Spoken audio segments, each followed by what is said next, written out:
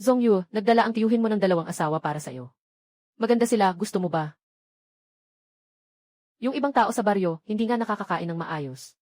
Ikaw lang ang may kakayahang alagaan sila. Isang mangkok ng lugaw. Hindi. Mangkok ng lugaw. Hindi. Kaming magkapatid, kalahating mangkok ng lugaw lang ang kailangan namin araw-araw. Basta't gawin mo kaming anuman, okay lang sa amin. Tiyo, alam mo ang sitwasyon ko. Walang masyadong magaganda sa bahay. Wala ring labis na pera para sa handog. Walang kailangan sa handog. Kailangan lang nilang makakain. Maaari na rin nating ipasa ito sa kanilang yumaong ama. Sige na.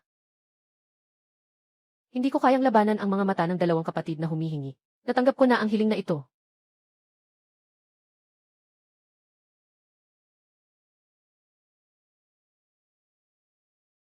Anong pangalan nyo? Ako si Lin Wanner. Siya ang aking nakababatang kapatid na babae. Lin Xiaoqing. Salamat sa pagtanggap nyo sa amin. Bilang pasasalamat, pwede akong pumayag na maging asawa mo. Pero bata pa ang kapatid kong babae. Pwede mo ba akong tulungan alagaan siya? Kuya. Anak, hindi anak. Sa susunod na lang pag-usapan. Ang pangalan ko ay Zongyu. Dahil pumayag na ako sa tito mo. Sa susunod aalagaan ko kayo. Kuya Yue, 2 araw na kaming hindi kumakain. Nasa mesa ang pagkain, iyon ang hapunan ko. Kayo na muna ang kumain. Lalabas ako para subukan ang swerte ko. Titingnan kung ano ang makukuha ko. Noon, kailangan lang makakuha ng isang ligaw na kuneho araw-araw. Hindi kailangang maghangad ng marami. Ngayon, kailangan nang makakuha ng isa pa. Wala na ring bigas sa bahay. Kailangan pang manghuli ng 2, pumunta sa dulo ng baryo para magpalit ng bigas. Ang taba ng kuneho. Swerte tayo ngayon.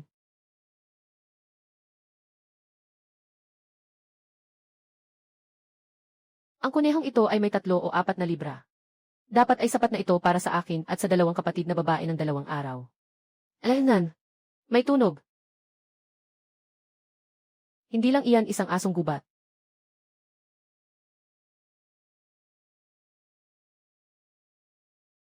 Halika, hayop. Sasamahan kita maglaro.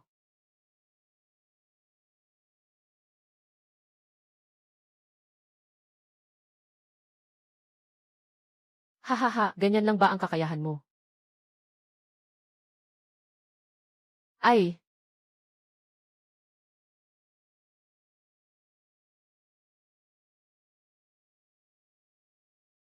Itong malaking ito.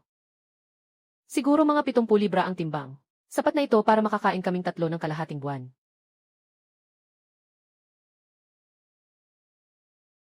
Malakas ang lobo na ito. Pero sa huli, ito ay biktima. Uwi ako para bigyan ng sorpresa ang 2 kapatid. Sino ka?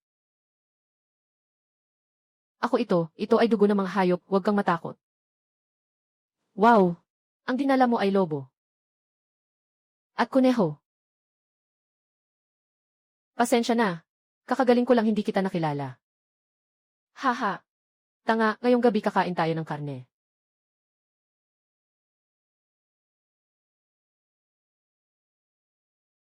Wow, pinainit mo na ang tubig. Alam kong mababasa ako ng dugo.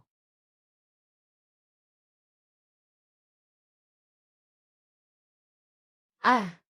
Ang kapal mo namang makipag-usap. Magsuot ka na ng pantalon. Ang katawan niya ay talagang matipuno. Hindi nakapagtataka na makakapagpatay siya ng lobo. Hindi na siya magugutom sa hinaharap. Ah, lalabas na ako para maligo. Pasensya na.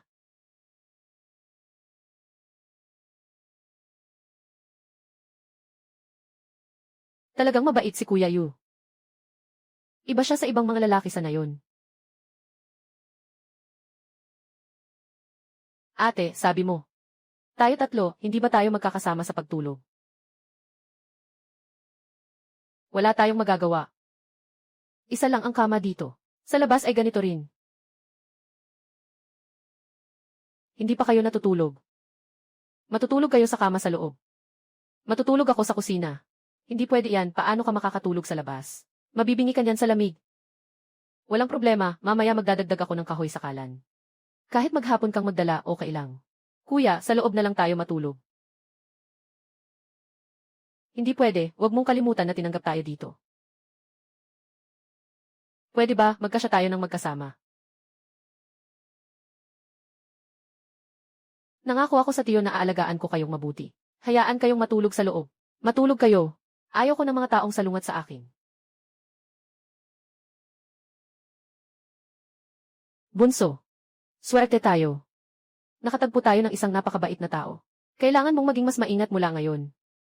Huwag mong pasamain ang loob ni Kuya Yao. Naiintindihan ko na. Mabait naman siya. Hindi ko siya sisiraan.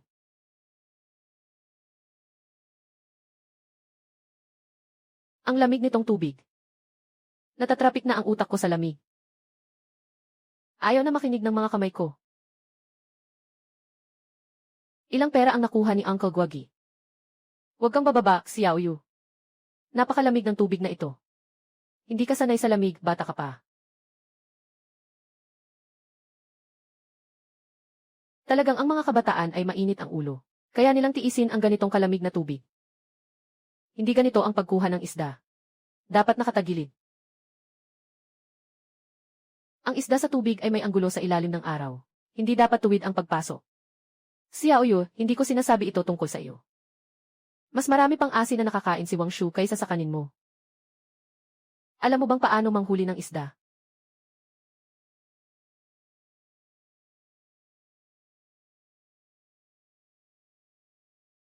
Nakuha. Xiao Yu, swerte mo talaga. Parang bulag na pusa na nakatagpo ng patay na daga. Bakit hindi tayo tumaya? Tingnan natin kung sino ang makakahuli ng marami. Ay, parang hindi yata tama. Hindi pwedeng sumuko ang lalaki. Kaya mo ba o hindi? Kapag natalo ka, ibigay mo sa akin ang nahuli mong isda. Kapag ako ang natalo, ibibigay ko sa iyo lahat ng isda ko ngayon. Sige, tara na.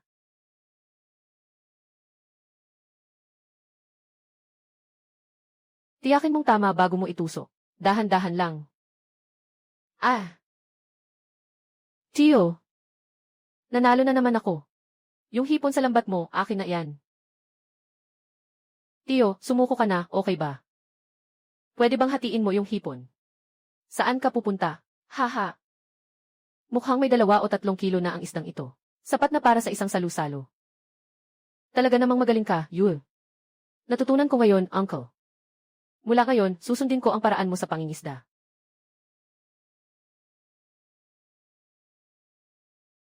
Salamat. Pagbalik namin, masuswerteng mga dalaga ang 2 kapatid.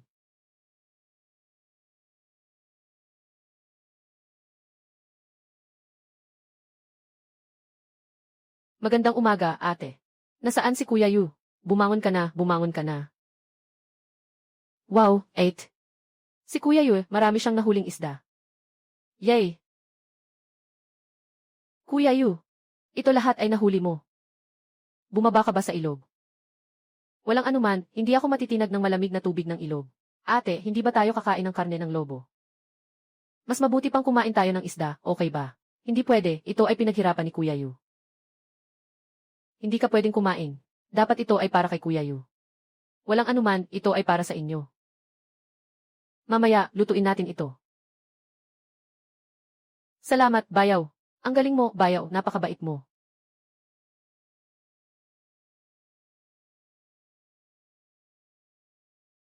Pupunta muna ako sa dulo ng baryo. Ibebenta ko ang balat ng wolf. Bibili ako ng bigas pabalik. Sige, magluluto kami ng pagkain at hihintayin ka.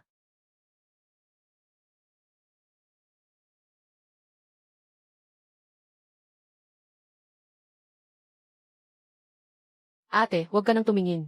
Marami pang oras sa hinaharap. Kapatid, sabi mo ba ngayong gabi gusto mong matulog kasama si Kuya? Ugh. Tingnan natin kung pumayag si Kuya.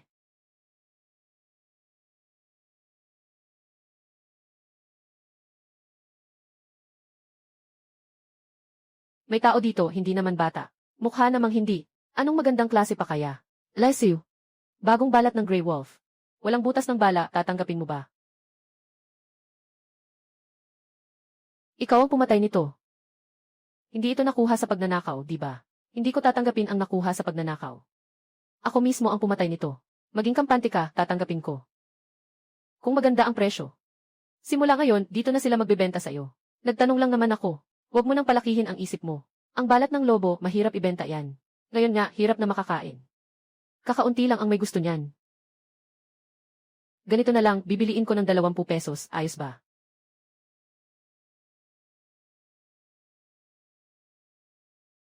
Buong-buo pa ang balahibo.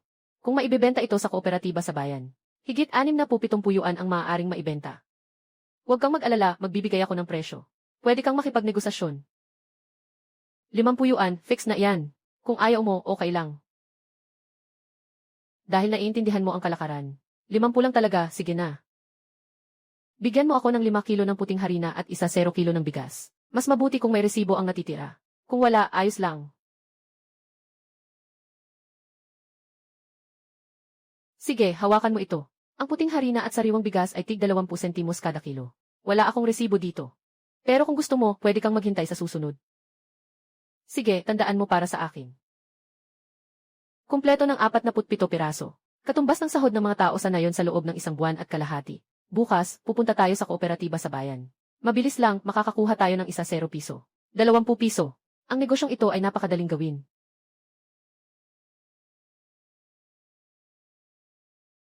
Ate, ang puting lugaw na gawa sa sariwang bigas ay napabango. Ang karne ng isda ay napakasariwa rin. Salamat, bayaw. Kuya Yue, mahal ang mga bagong bigas na ito. Hindi mo kailangang mag-aksaya ng pera para sa amin. Ayos lang, dapat gastusin kung kailangan. Nangako ako kay Tito na aalagaan ko kayo. Kuya, ano ang kinakain mo, ang bango? Naamoy mo kaya napunta ka rito, ano? Bakit may bitbit kang kumot? Sabi ng tatay ko, malamig sa gabi ng malalim na taglagas. Narito, nagbigay ako sa iyo ng 1 pares ng kumot. Tama, kuya. Maaari mo bang kausapin ang tatay ko?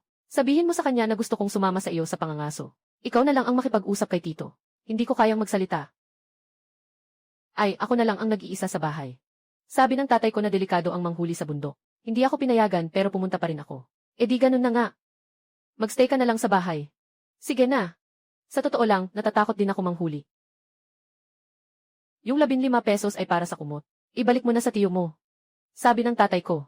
Hindi niya pwedeng kunin ang pera mo. Ito ay regalo. Dalhin mo kung gusto mong matuto maghunting, kunin mo na. Kung hindi, hindi ako tutulungan.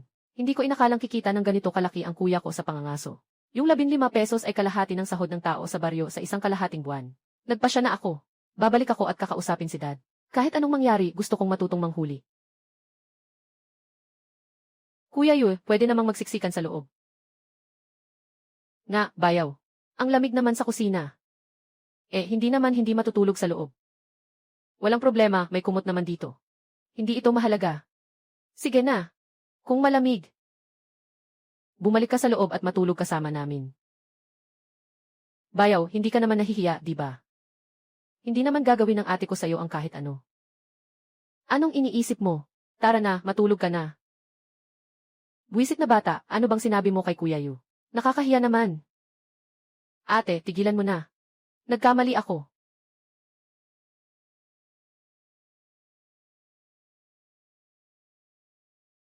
Kuya, pumayag na si tatay na sumama ako sa iyo sa bundok. Sigurado ka?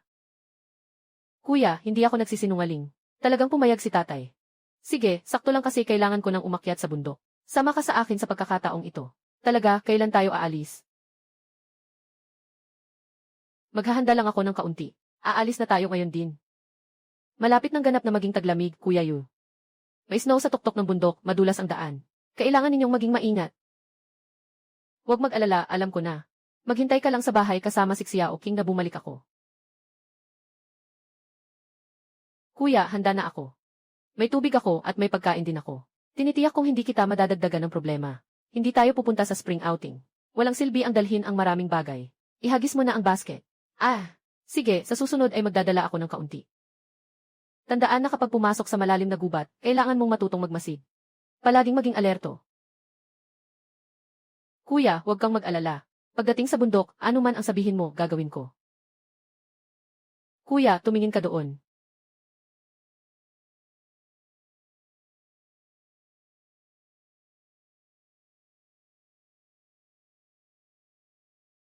Kuya, ang galing mo. Ano to? Mas maginhawa ito kaysa sa baril. Makahuli ng mga ligaw na manok ng walang ingay. Ito ay tinatawag na blowgun. Kapag may pagkakataon, ituturo ko sa iyo. Kapatid, hindi ba tayo pupunta para pulutin ang mga ligaw na manok? Bakit tayo naghihintay dito? Walang pagmamadali, papasok na ang taglamig. Ang mga ligaw na manok ay karaniwang nagkakasama-sama. Tapos na, wala na. Hihi! Kapatid, ikaw pa rin ang may karanasan.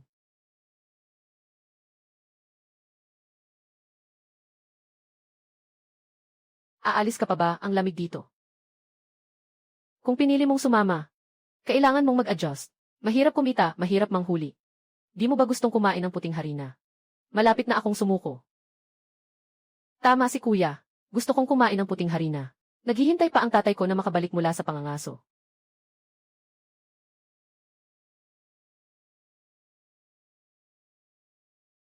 Anong nangyayari? Nakakita ka na naman ba ng pugo? Hindi pugo. Aso sa bundok. Mainit ang dumi. Ang paliwanag ay nandyan lang malapit, hindi umalis ng malayo. Kapatid na asong bundok. Sinasabi mo bang nakatagpo tayo ng lobo? Lunok, kailangan nating umalis agad. Ang mga lobo ay mga hayop na nakatira sa grupo. Kung talagang makatagpo tayo ng grupo, hindi ito biro. Tito, tingnan mo. Marunong ka bang umakyat ng puno? Umakyat ka na, bahala na ako dito sa baba. Marunong ako. Tito, sumama ka na rin sa akin sa pag-akyat ng puno. Paano kung andito ang maraming lobo? 3 lobo lang naman, medyo nakakaabala lang talaga. Ate, mag-ingat ka. Huwag kang mag-alala, hindi ako masasaktan ng mga hayop na ito.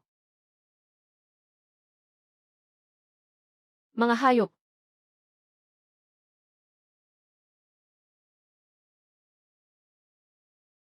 Lumayo ka. Ate, ang galing mo. Para kang sibusong, sobrang lakas. May natitira pang isa. Gusto mo bang bumaba at subukan din? Hindi, ikaw na lang, kuya.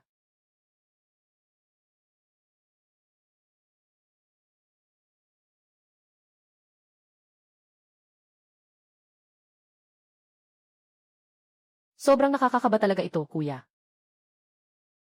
Unahin natin ang karne. Hindi tayo pwedeng magtagal dito. Kuya, ang galing mo talagang maghiwa ng karne. Mas mabilis ka pa kaysa sa tagakatay sa baryo. Mga laman loob, huwag mong isabit ang mga ito sa puno. Kung sakaling makatagpo pa ng ibang biktima, maaaring gamitin para maakit, para maantala ang oras. Bro, pakiiwan mo naman sa akin ang bolt ng lobo. Alam mo talaga na mas maganda ang bolt ng lobo. Hindi ko alam kung ano pa ang hindi ko alam. Basta narinig ko lang. Sige, uuwi na tayo at maghihiwalay na muna tayo sa paanan ng bundok. Mas malaki ito kaysa sa isda ni Zongyu noong nakaraang beses, di ba? Dapat pa rin ang lola namin ang pinakamaanghang na luya.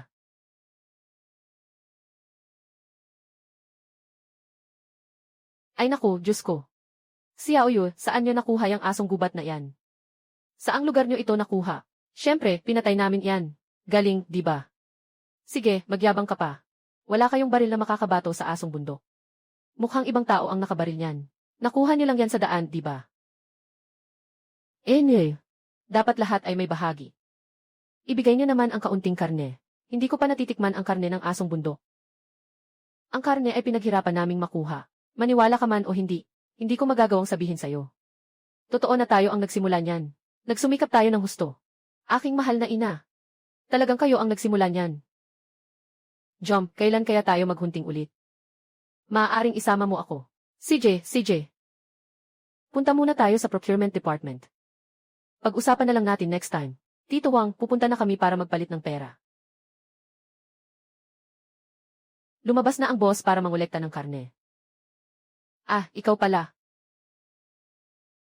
Sige, bilangin mo, 3 balat lahat ito. Naku, Diyos ko. Nakahuli kayo ng isa.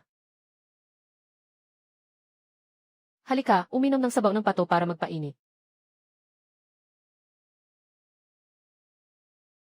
Ay, ang bango. Boss, tumatanggap ka ba ng karne ng wolf? 50 centavos bawat peraso. 50 centavos. Pero mukhang bago ito. Kakahuli lang, di ba? Hindi ako kumikita ng pitumao. Tama, hindi ko pa naitanong. Kuya, anong pangalan mo? Ang pangalan ko ay Xu Chengshu. Kung sakaling magdala ka ng mga bagay, dalhin mo lang dito. Bibigyan kita ng 1%. Sige, pitumao. Saka, 7 lang ang akin, ako si Zong Yu.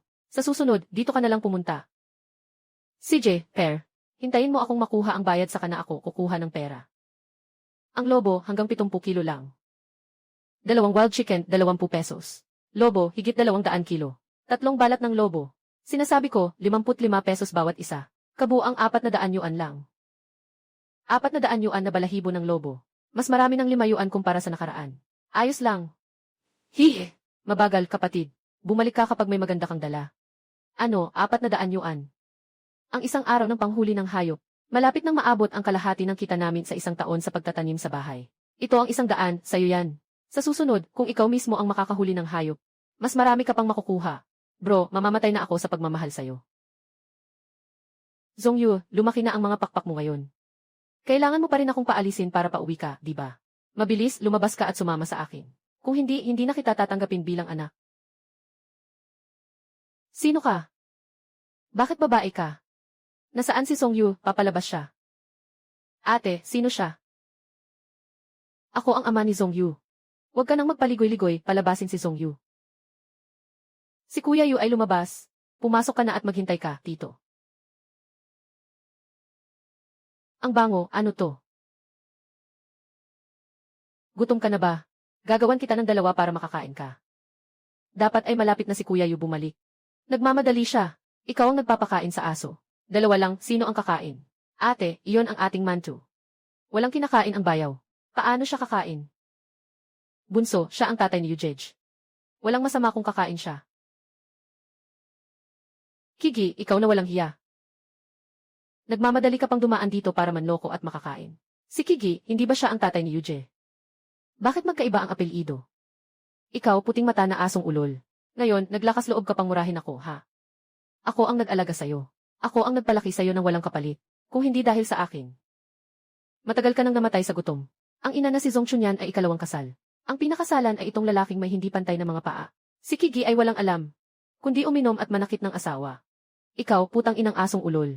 Kung hindi dahil sa akin na pinakasalan si Zong Chunyan na itong malas na babae. Hindi sana ganito ang nangyari sa mga binti mo.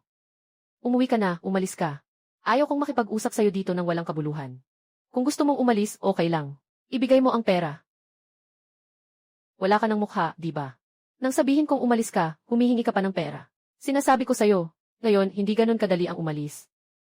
Kanina, gaano karaming manto ang kinain mo? Bilhin mo lahat ng ito para sa akin. Anong gagawin mo? Ako ang tatay mo.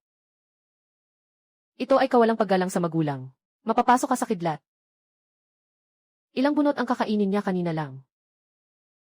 Alam ko, 10 lahat. Wala akong pera. Huwag kang lumapit. Wala kang pera, di ba? Sige, ibibigay ko. Huwag kang lumapit. Umalis ka. Umalis ka. Kung muling darating ka, aayusin ko rin ang isa pang binti mo. Tandaan ninyong 2. Kapag bumalik pa yung hayop na si Kigi, paalisin mo agad gamit ang pala. Wala akong kaugnayan ng dugo sa kanya. Susundin ko si Bayaw. Gotten ka na ba, Kuya Yu? Magluluto na ako ngayon. Bayaw, anong tinatago mo sa bulsa mo? Bakit parang matigas at nakaumbok? Subukan mong bilhin mo na ito. Ang kuya ni ate ang bumili ng hairpin para sa atin. At pink pa. Ang kuya ni ate, maganda ba? Maganda naman, lahat maganda. Hindi ba't pupunta ka na kumuha ng pera? Anong karapatan mong magsabi niyan? Anong nangyari, si Xiaoyu ayaw nang bumalik?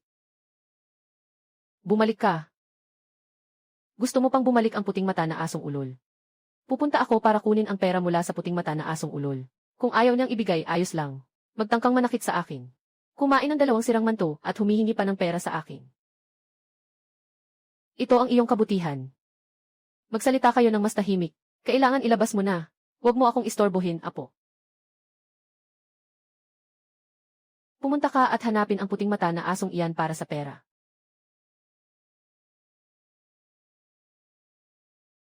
Yuje, hindi ka ba lumabas para manghuli? Bakit wala akong nakikitang karne? Ayos lang, nakapatay ako ng 3 lobo. 2 ligaw na manok ay naipasa na sa pagbili. Nabenta na. 3 lobo, mabenta ito ng mga 100 pesos, di ba? Ibang klase, lobo. Wala kang sugat, di ba? Kuya Yu. Huwag kang mag-alala, okay lang ako. Tingnan nyo. Ang dami. 300 piso. Wow, kuya, ang galing mo. Yayaman na tayo. Simula ngayon, dito na lang ilalagay ang pera nyo. Bumili na lang kayo ng gusto nyo. Kuya, nakapagdesisyon na ako. Ngayong gabi, bibitawan ko ang pwesto, matutulog ako sa labas. Buwisit. Xiao Yu ah. Nandito ka ba sa bahay? Inay, bakit ka nandito? Pasok na, malamig dito sa labas. Yung sugat sa mukha ni Inay. Si Kigi ba? Pag-uwi niya kaninang hapon, nakipag-away na naman siya kay Inay. Ang hayop na to. Ikaw, bakit may 2 bata pa kayo sa bahay? Ibinigay sila ng lolo mo. Walang mapuntahan kaya pinili nilang manatili. Kumusta, tiya? Kumusta, tiya? Kayo rin, kumusta? Sasabihin ko sa inyo. Si Song Yu ay kumikita mula sa pangangaso sa bundok. Hindi ito maliit na halaga. Nga, kaya niya yan. Ano bang kulang natin, lalo na't may baril pa si Kuya Fumin? Sa baril na to. Huwag nang pag-usapan ang mga asong bundok. Kahit na mga oso kaya rin itong patumbahin.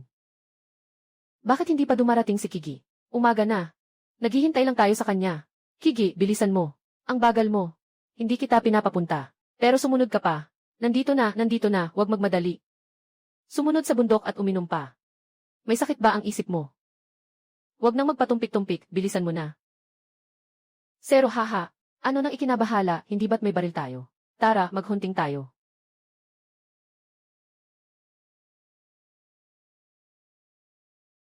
Ang lamig ng panahon na ito. Gaano pa katagal ang lalakarin ni Fumin?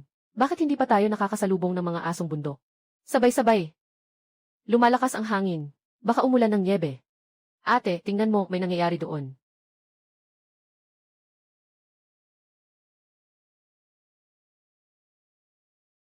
Swerte talaga. Makikita pa ang leader na Wolf King. Ang talino niya talagang tuso.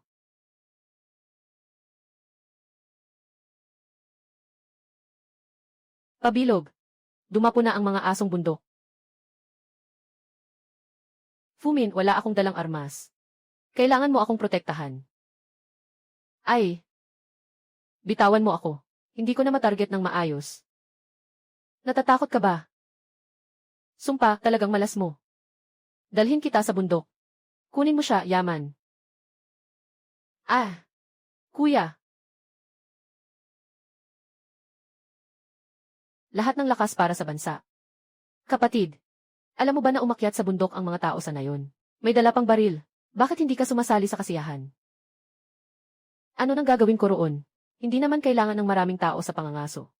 Magtiis ka pa. Malapit na tayong makaalis. Tingnan mo sa labas. Bakit parang nasaktan pa? Hindi ba't may dalang baril? Stang ina, wag mo nang banggitin. Talagang malas na malas. Isama na ang asong iyon sa bundok. Si Kigi, ang asong iyon, nakasakit na ng tao pero hindi tumulong. Talagang nakakainis. Aba, sino bang pinagsasabihan mo, apo? Anong kinalaman ko dito? Kung hindi ka nang agaw ng baril kay Fumin, paano siya matataga? Hindi rin tayo makakauwi ng walang dala. Bakit ka pa nakikipag-usap, bugbugin mo na siya? Ang matatag na tao ay hindi natatakot sa kasalukuyang panganib. Anyway, tulungan mo ang tanga.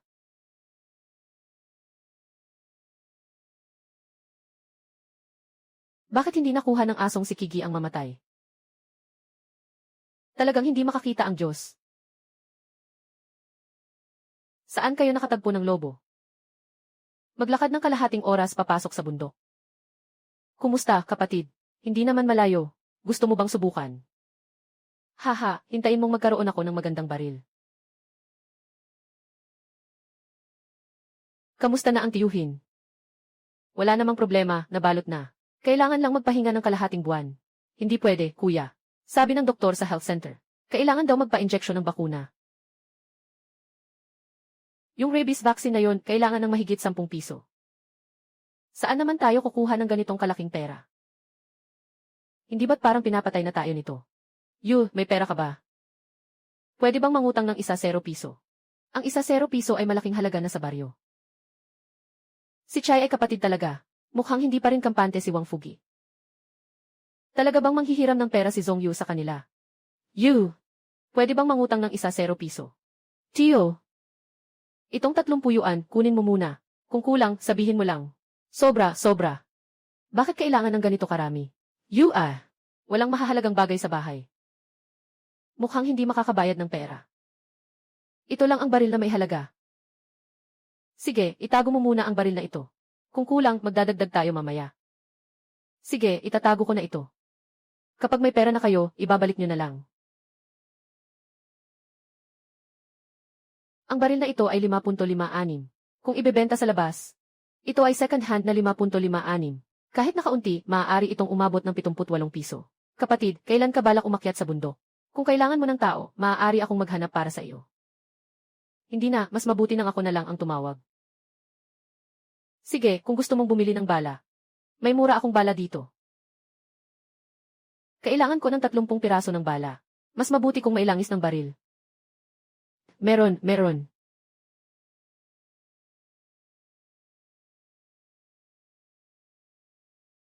Kuya, itinapon ko na. Wow, ang galing ni kuya. Para siyang isang mahusay na barilista. Haha. Kuya, pakisubukan mong hawakan ang baril mo. Anak, hindi pwedeng basta-basta hawakan ang baril na ito. Yesu. Maliit ang puso ni kapatid na lalaki.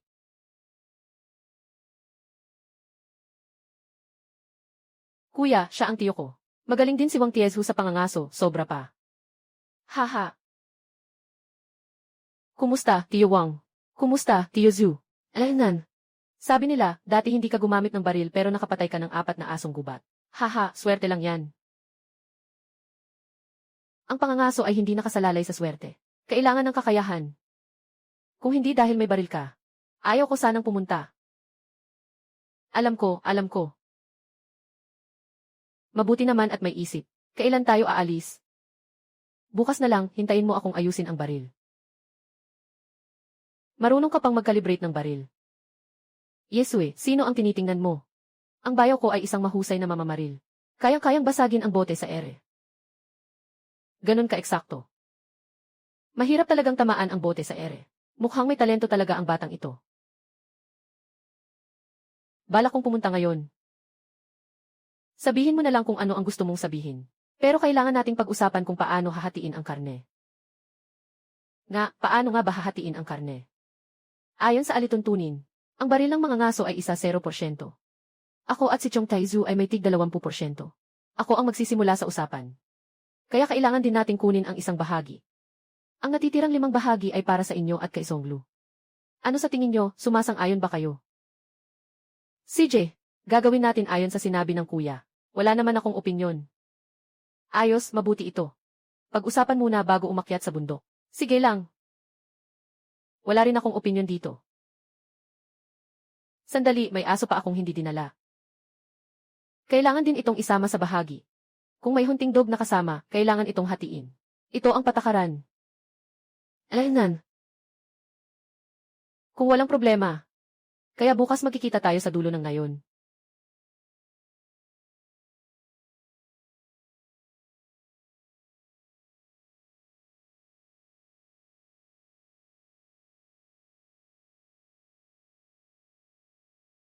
Kamusta, kuya? Ito ang aso ng pangalawang tiyuhin ko, tawag dito ay itim na tigre.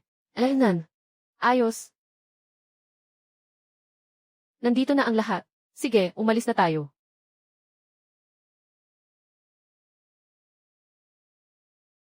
Dito tayo huling nakatagpo ng kawan ng mga lobo.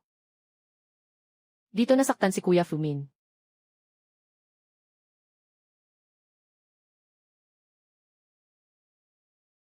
May dugo sa lupa. Dito na.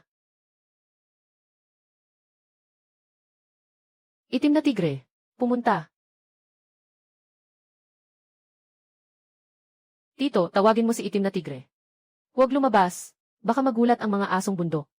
Kung maamoy ng asong gubat sa bundok, mahihirapan na tayong hulihin. May ingay sa kabilang banda. Parang may nakitang something ang Black Tiger. Paano natin gagawin, diretso ba tayo? Pupunta tayo sa hangin at magpapalit ng lugar para lumapit at magmasid. Ang galing mo talaga, maalalahanin ang plano mo.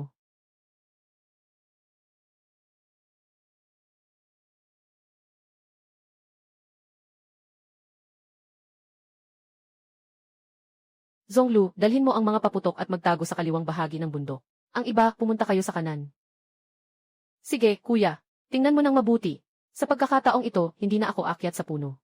Hintayin ang putok ng baril. Pag nakita mong tumatakbo ang asong gubat, agad mong itapon ang paputok sa akin para sumabog. Sa ilalim ng puno malapit kay Uncle Tieshu ang posisyon mo. Malapit na sila lahat sa kanila. Mamaya na, tutulungan kita. Sundin mo lang ang sinasabi ko.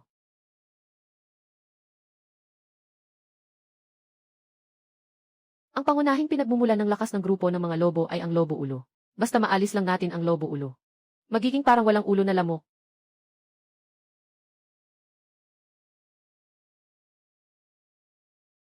Magaling kang magpana.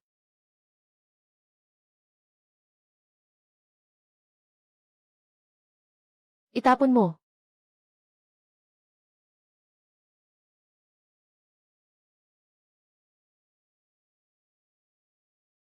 Nako, ang aking ina sa tuhod.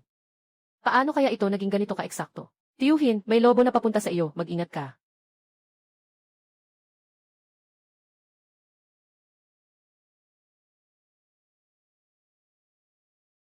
Ah!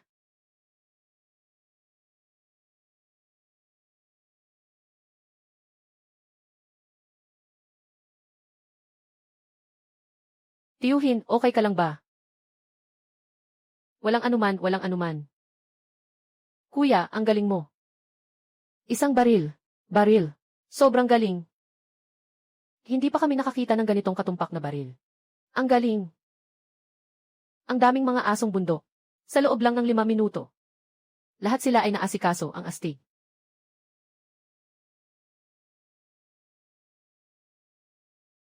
Lundag. Sa susunod na pangangaso, isama niyo ako. Sasamahan kita ng maayos. Walang problema. Magsimula na tayo. Unahin natin ang pag-aalis ng laman ng mga lobo. 14 na mga asong bundok. Tinatayang may 1 toneladang karne. Kapag natanggal na ang balat, ayon sa 50 piraso, mabenta rin ang 700 piso.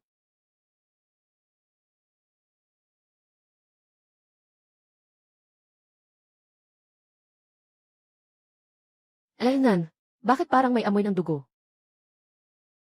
Aba, ang dami nang nakuha. Mabilis, tingnan mo sa dulo ng baryo. Mukhang nakuha na naman ni Zhongyu ang mga asong bundok. Marami sila. Talaga, kailangan nating magmadali. Baka makakuha pa tayo ng karne.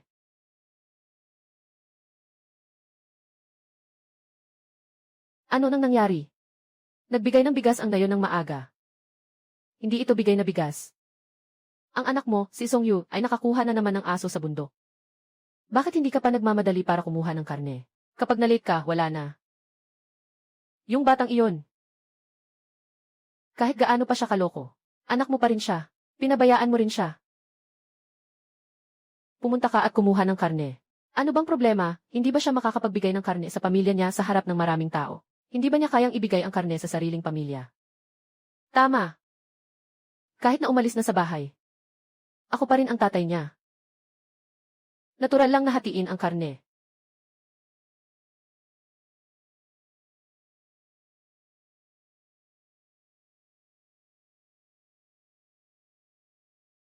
Tiyuhin, ang daming karne, hatiin mo naman.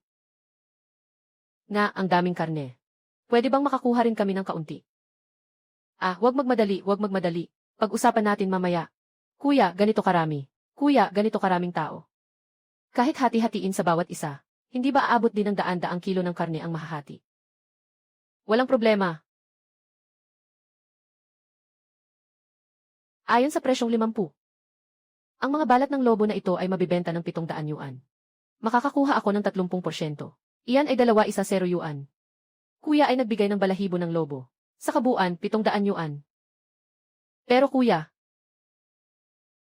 hindi ko na kukunin itong karne.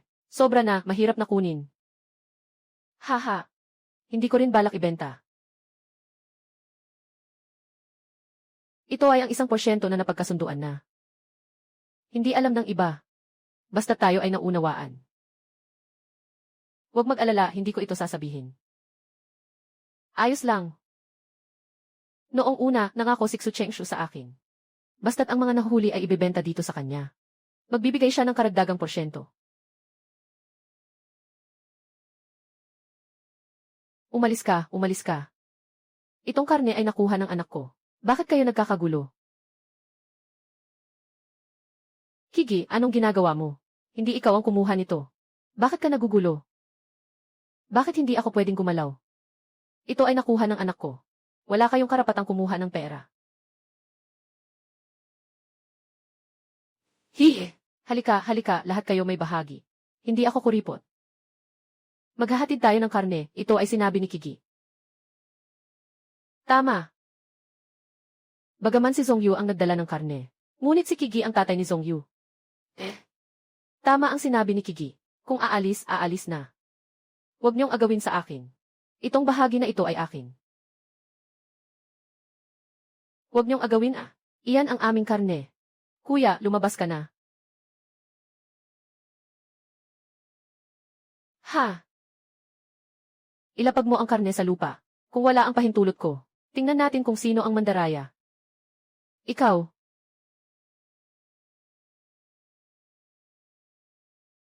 Ang paghati ng karne ay pagpapakita ng pagmamahal.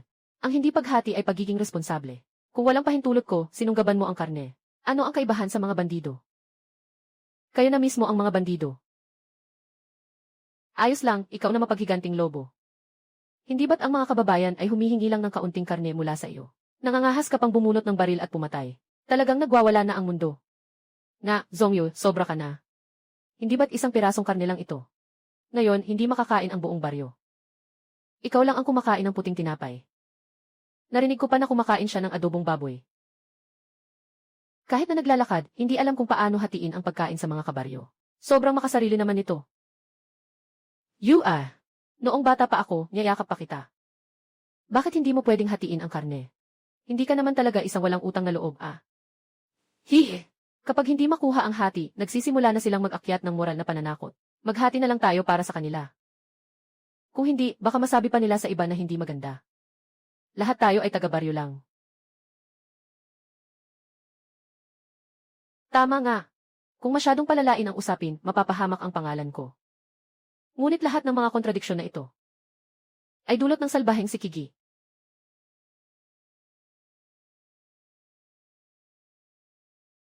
Kigi! Ikaw, salbaheng tao. Sabi ko na noon, kapag nakita kitang naghahanap ng gulo, paparusahan kita sa iyong masamang ugali. Diyos, may lakas ka pang maghanap ng gulo. Tama ba? CJ. Kaya ngayon, matuto ka na. Kuya, wag na. Kuya, tama na, tama na. Wag na talaga mag-away. Nanonood naman lahat. Tayo ang kumain ng karne. Kung gusto niyo hatiin, walang problema. Sa huli, hindi madaling buhay ang lahat. Pero may mga bagay na kailangang linawin ko. Ito ang karne na ibinigay ko ngayon. Hindi dahil sa pabor kay Kigi. Yung si Kigi, ang hayop na yun. Matagal na akong nakahiwalay sa kanya. Kaya hindi siya ang tatay ko. Sa harap ko, hindi naman siya ang anak niya. Simula ngayon, wala na kaming ugnayan. Ikaw, talo ng mata. Dahil lang sa karne, gusto mong putulin ang relasyon sa akin. Sige, putulin mo. Kung may lakas ka, talagang putulin mo. Lumakang tao, akala mo ba na dahil sa karne, pinutol ko ang ugnayan sa'yo? Sige, ngayong araw, hindi na ako matatakot na ilabas ang kahihiyan ng pamilya. Mga kababayan, si Kigi, itong hayop na ito talagang walang kwenta. Hindi na nga siya nag-aalaga ng pamilya. Nagmumura pa at nananakit ng tao. Yung mga sugat ng nanay ko, ilang araw bago gumaling. Itong lalaking ito talagang walang silbi. Nananakit pa ng babae. Kahit bahay hindi niya inaalagaan. Hindi nakapagtataka na galit si Zongyu sa kanya. Talagang nakakahiya. Mukhang hindi dapat sisihin si Zongyu sa bagay na ito. Ikaw, isang bulag na lobo. Anong pinagsasabi mo? Hindi lang yan. Kahapon sumama siya sa amin sa bundok para manghuli. At ang nangyari, nakatagpo siya ng mga asong bundok. Kinuha niya ang baril ko. Napatay pa nga ako sa kagat ng aso. Bakit ganito si Kigi? Mukhang tahimik pero masama ang loob. Dapat mag-ingat kayo sa susunod. Hindi karapat-dapat ang ganitong tao sa karne. Hindi pa nga niya ibibigay sa aso. Sige, kayong mga lobo.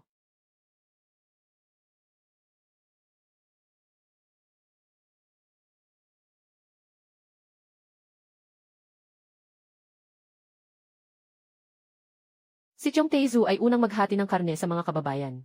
Babalik ako mamaya para hatiin ang pera mula sa balat ng lobo. Ayos lang. Huwag magmadali mga kaibigan. Lahat ay may bahagi.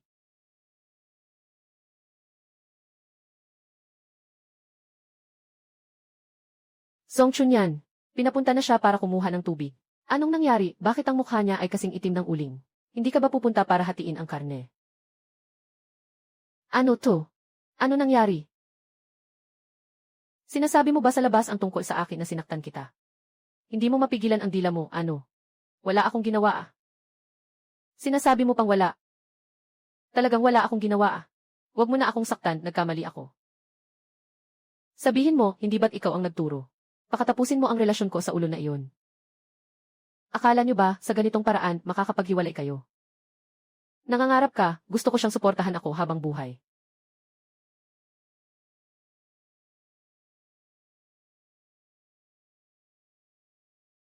Ah, ikaw, hayop ka. Bitawan mo na, bitawan mo. Alam mo rin namang masakit. Tama bang hindi masyadong masaya kanina? Zhongyu, nag-iba ka na. Bitawan mo ako. Tawagin niyo ang tao, maliit na hayop. Magkakaroon ng patayan. Lumayo ka. Pareho lang ang mga babaeng ito. Nanay, pumunta ka sa akin. Huwag ka nang magdusa dito. Hindi ito lugar para sa tao.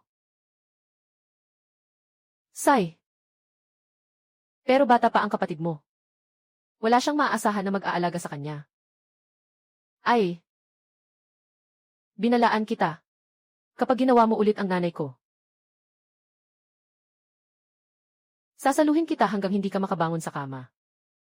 Narinig mo ba? Narinig ko na. Talagang may lakas ng loob ang puting mata na ito. Nanay, kunin mo ang perang ito para sa sarili mo. Huwag mong sasabihin sa iba. Sige, aalis na ako. Nanay, alagaan mo ang sarili mo. Kung muling mangahas ang asong iyon na makipag-away sa iyo, dapat mong ipaalam sa akin.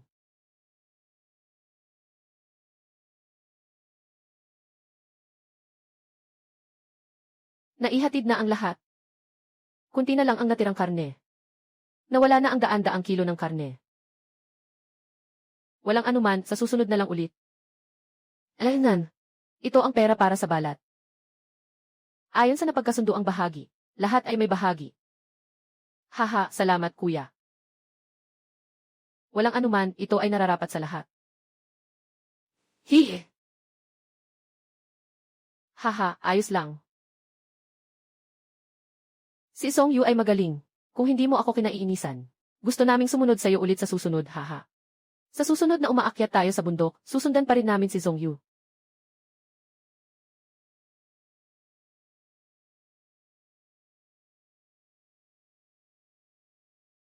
Anak, sa tingin mo ba pwedeng ganito? Inilipat namin ang hindi nagpapaalam ang kanyang kama sa kwarto. Hindi kaya magagalit si Yu kuya. Bakit naman hindi? Hindi ba dapat palagi nang natutulog si kuya sa labas? Leslie, kailangan din tayong kumilos. Saka, ang lamig sa kusina. Wala nang kama, kaya't ang kuya mo ay matutulog na lang sa atin ngayong gabi. Tama at mayroon pa ito. Ngayon ang pagkakataon mo. Kailangan mong samantalahin ito. Ang ibig mong sabihin ay naku, ang tanga mo talaga. Parang pinainom mo pa ng lasing si kuya. Pagkatapos, hey, hindi ba't hindi maganda yan? Parang naririnig ko sa libro. Paraan ng mga magnanakaw na manakot sa mga mabubuting babae.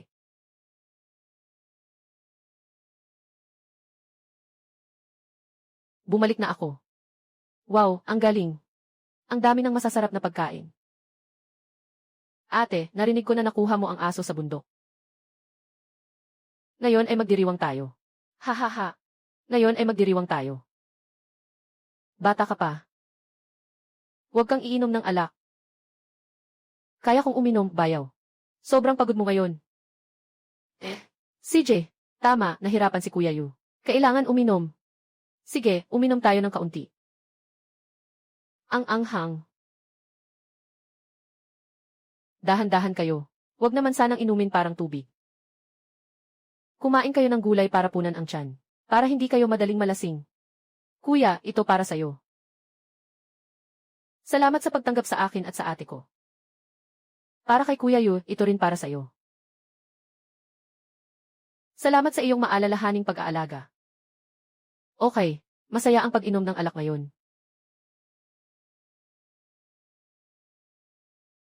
Bayaw, hindi ka makakatakas ngayong gabi.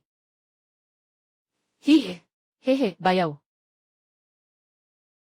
Xiao King, huwag kang magulo. Kuya Yu. Walang kama, may masamang balak ang dalawang dalagang ito. Ay. Sabi ko, bakit bigla tayong uminom ngayong gabi? Hihe. Sige na, mag-adjust tayo ngayong gabi. Tito, ito. Tito, tanggapin mo itong 50 pesos. Yung huli mong 5-6 na refill ay nagkakahalaga ng mahigit 100. Ito ay dagdag na pera para sa iyo. Huwag. Anong ginagawa mo, Xiao Yu? Agad mong ibalik ang pera. Yu, hindi natin pwedeng tanggapin ang perang ito. Talagang hindi natin pwedeng tanggapin. Tama nga. Ang baril ay kusa nating ibinigay. Ano man ang halaga, ayos lang. At saka, hindi pa namin kayang bayaran yung 30 pesos na utang. Wala ka nang kailangang dagdagan. Sige, ayos lang. Kung magdadagdag pa ako, wala nang silbi. Yes, by the way, wala ka pang kasintahan, di ba? Baka gusto ng tito mo na ipakilala ka. Ngayon, ikaw na ang pinakauso sa baryo. Maraming tao ang gustong sumama sa iyo sa bundok. Haha. Hindi ko pa naisip yan. Huwag kang mag-alala, tiyak na magbibigay ako ng magandang rekomendasyon. Hindi kita papahamak. Sa susunod, ipapakilala ko sa'yo. Talaga bang may ipapakilala ka sa akin?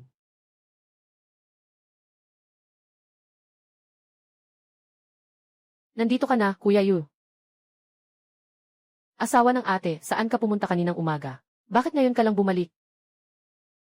Haha. Pumunta lang sa dulo ng baryo. Mabuti at nakabalik ka na. Kuya Yu, tapos na ang tanghalian. Asawa ng ate, may alak na naman. Ito ang Hongmen Banquet ah. Kuya Yu, tingnan mo, bagay ba sa akin itong suot kong damit? Yung damit na binili ko sa'yo last time. Hindi mo ba sinabing masyadong maliit iyon? Bakit mo pa sinuot? Hindi ba gusto mo? Tito, bagay ba? Gusto mo bang lumapit para mas makita? Hihe. Kumain muna tayo, talagang gutom na ako. Huwag na munang uminom sa gitna ng araw. Ay. Kumukuha ka ba, bayaw? Kaarawan ng ate, oh. Sige, uminom tayo ng kaunti. Ang galing ni Kuya sa pag-akyat. Ulit, isang mangkok pa. Halika, Xiao King. Sasamahan din namin si Kuya Yu uminom.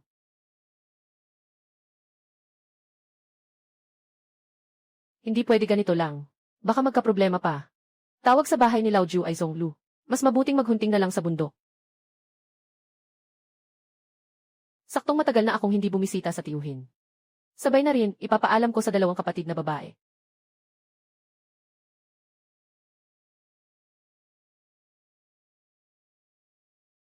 Sa gitna ng araw, naglakas loob kang tawagin ako. Wala ka bang takot na makita ka ni Zonglu? Anong ikakatakot? Lahat sila ay pinapalayas ko. Haha, tara. Magpatuloy tayo. Aking tiyuhin ito. Nandyan ba si Zonglu? Bakit nandito si Xiao Yu? Ano ang gagawin natin? Bakit parang walang tao sa bahay? Kanina lang may narinig akong tunog mula sa loob. Bakit nang kumatok ako, walang sumasagot? Parang may boses ng babae sa loob.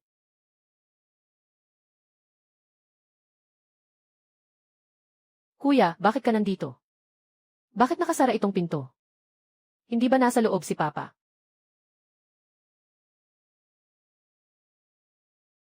Siguro umalis na si Tia.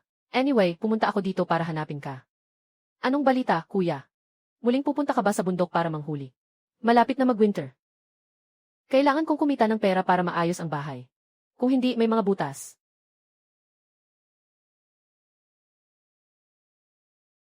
Hindi ba't sinabi mong maraming asong bundok dito? Ah, ito.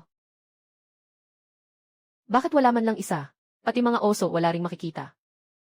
Boss, hindi ito kasalanan ko. Yung balahibo ng lobo na binenta ni Xu Chengshu ay talagang galing dito. Natanong ko na lahat ng detalye. Huwag mo nang pag-usapan ang mga asong gubat. Wala pang ang nakita na pugo. Sige na, hindi na tayo manghuli. Sino yan? Diyos ko, akala ko asong gubat. Pero mga batang paslit lang pala. Nakita ba ninyo ang anuman nang umakyat kayo? Wala. Yes kayong dalawang bata ay nandito para manghuli. Bakit? Hahaha, kahapon. Kami ang unang dumating dito. Kung gusto ninyong manghuli, kailangan ninyong pumunta sa ibang lugar. Bakit? Wala namang nakasulat na pangalan nyo dito, haha. May pagkakaiba ba sa unang dumating at huli?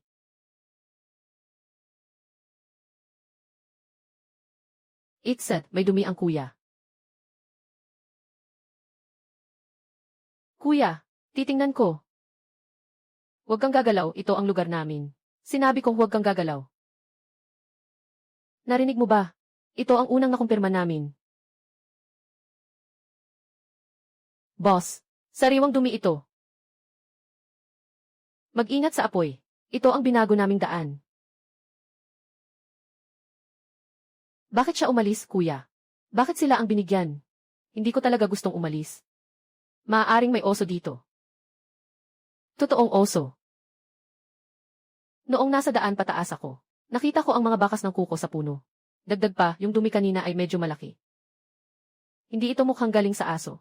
Kaya, nahuhulaan kong nandito sa paligid. Malaki ang posibilidad na may isang beer na ilang daang libra ang bigat na gumagalaw. Kahit ilang daang libra. Ilang daang libra. Bagamat ang beer na ilang daang libra ay puno ng yaman. Ngunit ang hari ng bundok na ito ay hindi basta-basta matatalo ng sinuman. Hayaan silang mag-una. Mag-ingat tayo. Hindi basta-basta ang beer na ito.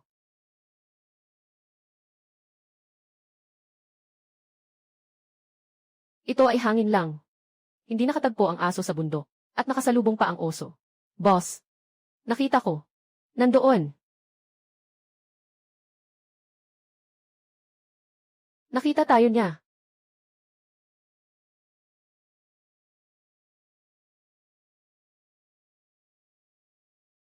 Magbaril kayo, sobrang layo na eh. Hindi maabot. Bodig, huwag itutok ang baril sa akin.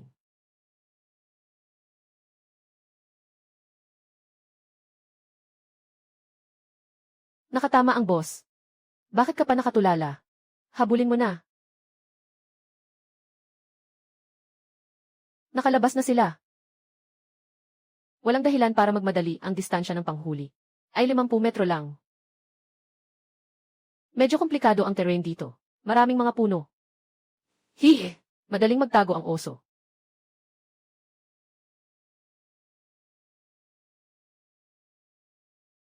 Boss, tulungan mo ako. Tumakbo ka. Tumayo ka. Tumakbo ka. Boss, nanghihina na ako, hindi na ako makatakbo.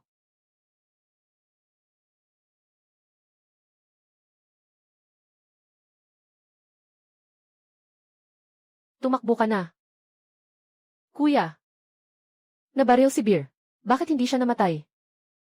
Matalino ang oso na to. Marunong magpanggap na patay. Kulang sila sa karanasan. Nakatamaan tayo. Kuya, ngayon, ano na ang gagawin natin? Ngayon, nasugatan ang oso. Magandang pagkakataon para manghuli. Tara, sundan natin siya.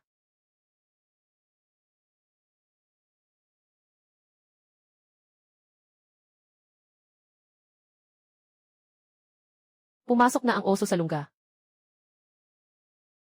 Paano na ngayon, pare? Kailangan siyang ilabas.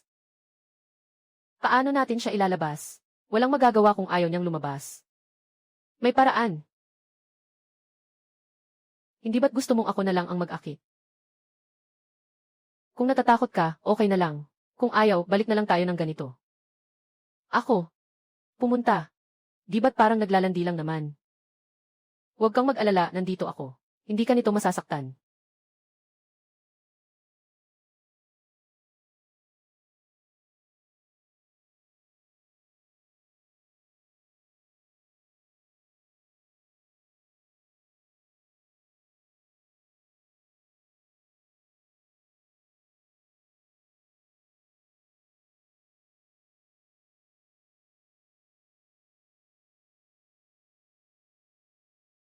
Patayin na natin siya ngayon. Huwag kang mag-alala, sigurado akong mamamatay siya. Kuya, sa pagkakataong ito, yumaman na tayo. Ano ang pinakamahalaga sa katawan ng oso? Siyempre, ang apdo ng oso. Ang legal na apdo ng oso ay isang bihirang gamot. Nahahati ito sa gintong apdo at bakal na apdo. At apdo ng cauliflower. At ang isang buo at gintong apdo ay maaaring ibenta ng higit sa 10,000 piso. Wow, swerte naman. Ito ay isang bakal na apdo. Haha. Itong bagay na ito ay matigas. Bakit may kaunting mapait na lasa? Kapatid, magkano kaya ito mabibenta? Pag-usapan na lang natin mamaya. Isipin muna natin kung paano ito hahawakan. Kapatid, mukhang may timbang itong oso na mga 500 pounds. Ang bigat nito, paano natin ito ililipat? Hindi ito maalis. Pumutol ka ng mga puno sa paligid. Gumawa ng isang pang-agrikulturang araro at hilahin ito.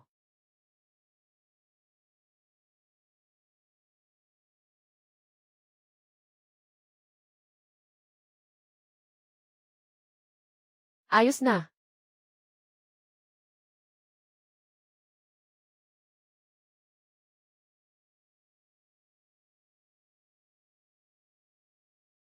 Hindi ko nakuha ang oso na wala pa ang baril. Yung 2 baril panghuli ay binili ko ng mahigit 100.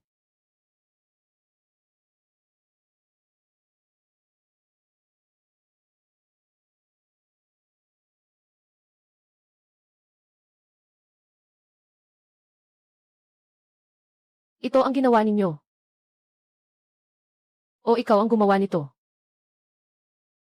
Boss, bakit parang pamilyar sa akin ang oso na ito? Hindi ba pinapalayas nyo kami dati? Kaya naman sa daan pababa, nakakita kami ng isang sugatang bulag na oso. Kailangan pa naming magpasalamat sa inyo. Ano, ang swerte nyo naman. Talagang swerte nga. May puso pa itong oso na bakal. Grabe, sobra na ang swerte nitong put na ito. Sandali, mukhang swerte lang talaga itong mga batang ito. Baka hindi pa nila alam kung gaano kahalaga ang laman ng oso. Sige na, kukunin ko na ang laman ng oso. Paano kung 1,000 ang halaga? 1,000, pare. Bebenta ba natin yan kasi 1,000 ang halaga niyan? Narinig ko na pwedeng gawing gamot ang laman ng oso. Ito ay isang bagay na pampalakas. Kung hindi, kunin na lang natin at kainin natin. Haha, 1,000 yuan lang gusto mong bilhin ang bakal kong puso. Nakakatawa. Maganda naman ang kalidad. Maayos din ang itsura. Boss, sa tingin ko, bigyan mo na lang ako ng tapat na presyo, 1,500 yuan.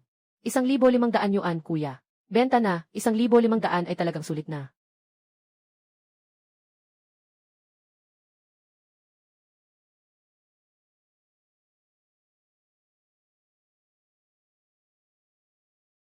Aba, Diyos ko. Ito ba ang ginawa mo? Benta mo sa akin ang beer bile, benta mo. Paano ang 000 pesos? Su Chengshu, nagnanakaw ka ng negosyo ko. Hindi ba't ako ang nauna? Boss Hugh. Bakit ka dito, ang swerte mo talaga?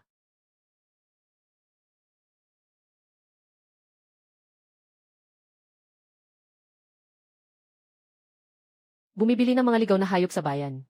Maraming nagnenegosyo ng balat.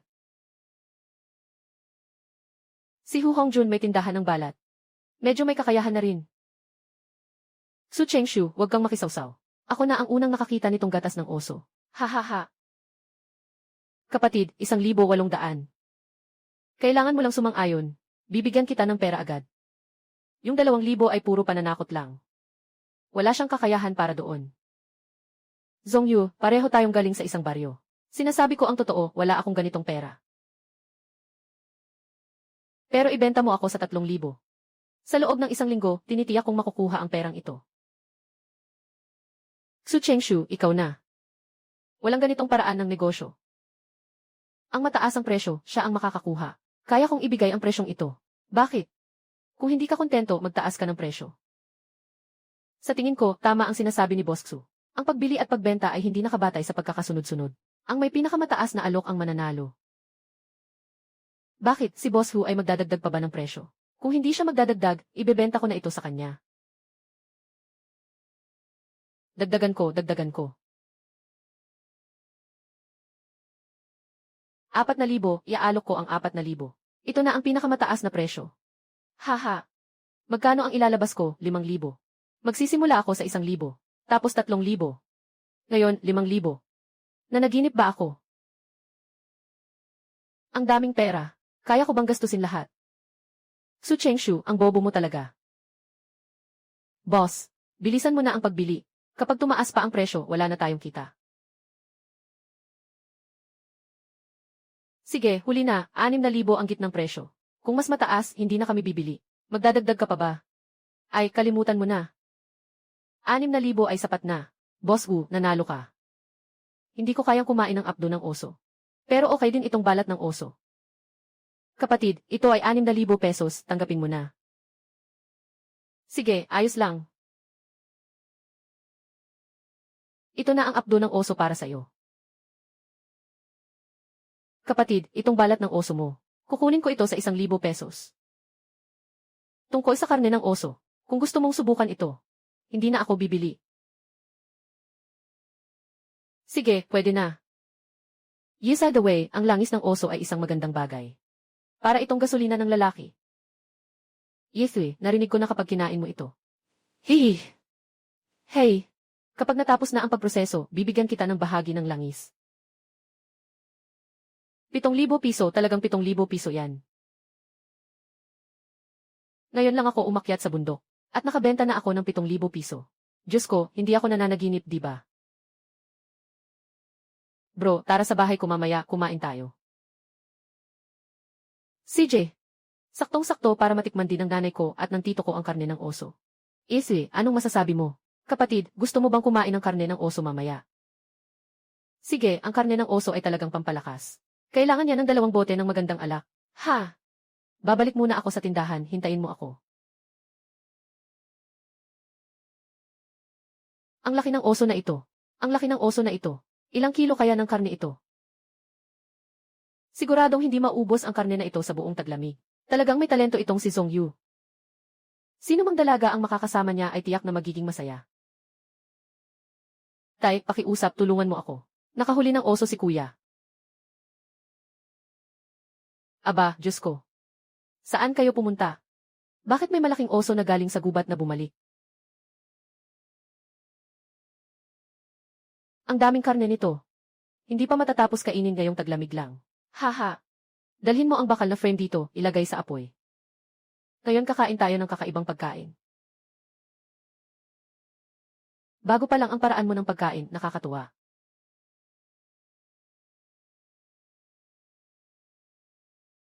Magbuhos ka na ng alak. Mga pare, tikman na muna natin. Ang sarap ng alak. Haha. Ang bango talaga.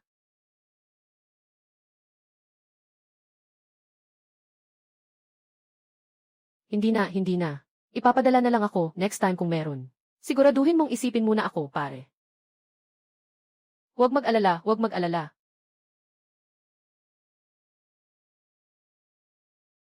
Sobrang laki ng kita sa trip na ito. Kulang na lang ng 3,000 para maging milyonaryo na tayo. Tama, Chonro, hindi pa natin nahahati yung pera. Anong hati-hati? Sapat na ang karne. Kunin mo na yung pera. Chonro, hindi ka pwedeng tumanggap.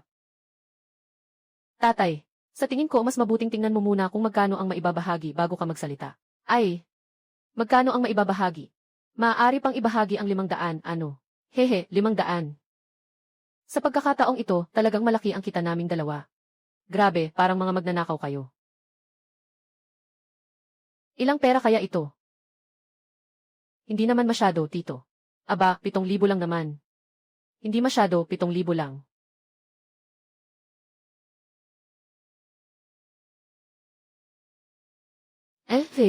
Maging mahinahon, huwag hayaang marinig ng mga tao sa baryo.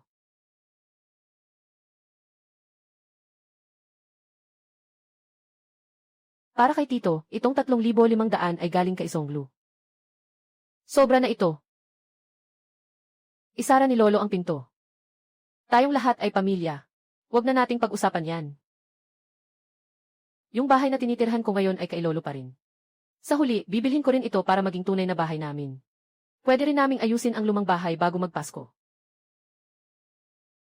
Sa ganitong paraan, magkakaroon din kami ng pagkakataon. Nadalhin si nanay at ang bunso para magsama-sama kaming manirahan. Tiyo, balak kong bilhin ang bahay na tinutuluyan ko. Ngayon, may pera na ako, di ba? Parang hindi ako bahagi ng pamilya ni Xiaoyu. Hindi ba? Nagbibigay ka ng pera at karne. Ano pa ang kailangan ko sa bahay na iyon? Noong una, ibinigay mo lang iyon sa akin. Bakit pa natin pag-uusapan ang pera? Na, kuya. Sinasabi mo naman yan na parang hindi tayo magkaibigan. Sige, ako na ang nagkamali. Huwag na nating pag-usapan yung bahay, haha.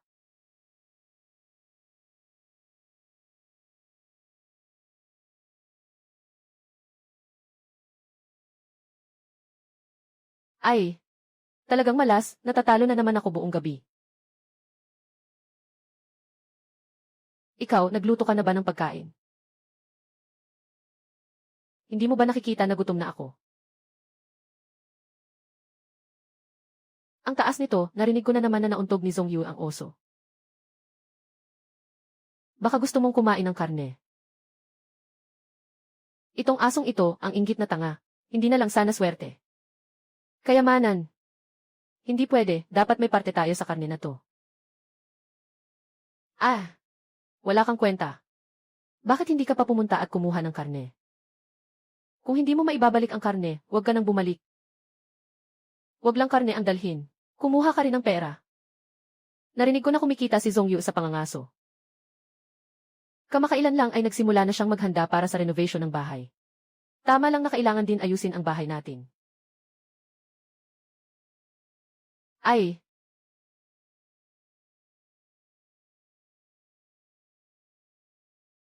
Nagsimula na. Ilagay ang kahoy dyan. Ipon ang mga bricks. Huwag masira. Hindi mura ang gamit na ito.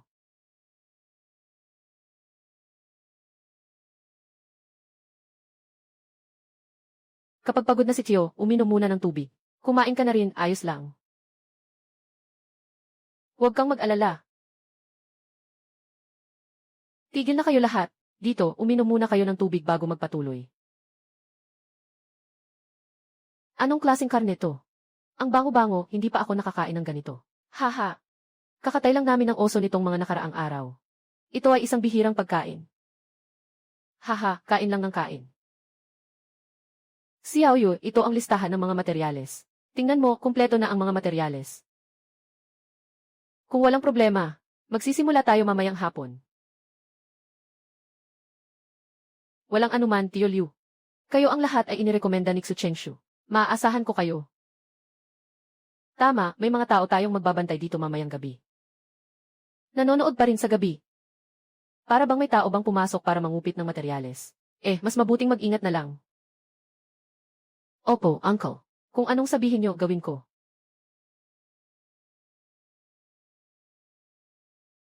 Inay, yung braso mo. Kanina sa trabaho, nadulas. Hindi naman masyadong masakit. Kinuha na nakababatang kapatid ang karne ng oso para ipatikim kay tita. Mamaya, kunan mo pa si tita ng dagdag na dalhin pa uwi.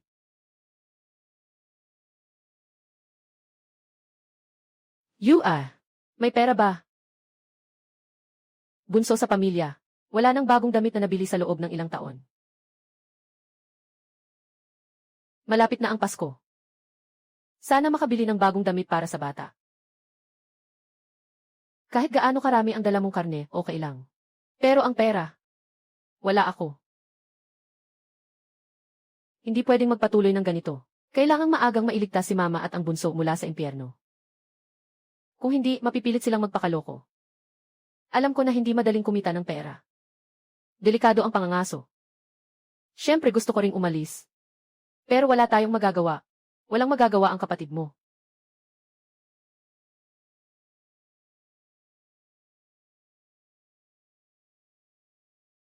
Sasagutin yan ng bayaw. Ma, pareho pa rin ang sinasabi ko. Sapat ang karne, pero wala tayong pera. Noong nakaraang beses, hindi pa lumipas ang 1 linggo. Nagamit ko na ang 35 yuan agad. Walang pagdududa dito. Siguradong si Kigi ang kumuha ng pera. Nagamit na ito. Xiao Yu. Natapos na ang trabaho ngayon. Matutulog silang dalawa sa tent mamaya. Babantayan ang mga materyales. Uuwi na ako ng maaga. Nandito tayo. Huwag kang mag-alala, babalik tayo dala ang 20 kilo ng karne. Dala natin ang 20 kilo ng karne. Sino ba ang kakain yan? Pinapadala lang natin ang nagmamakaawa. Sige na, kahit 20 kilo ng karne ng oso, hindi pa rin. Magkano pa ang nakuha mong pera? Wala akong nakuha. Ano pang ibang pera ang nakuha mo? Wala akong nakuha. Wala kang silbi talaga. Paano tayo mag-aayos ng bahay kung wala tayong pera? Naiinip ang apo ko, kaya umalis ka na at doon ka matulog. Walang pera, umaasa pa akong makabawi. Hindi ka man lang umuwi na may dalang pera. Ngayon, umalis ka at matulog ka sa likod bahay. Mukhang hindi na tayo makakapagtagal dito sa bahay. Nanay, hindi ko maintindihan kung bakit ang malas ng puting mata ay laging maswerte. Ay, may pera pa silang ipagpaganda ng bahay. Kung hindi natin maintindihan, wag na lang nating hayaan silang maging masaya. Kung hindi sila mabuti sa atin, wag din silang umasa na magiging mabuti ang kapalaran nila.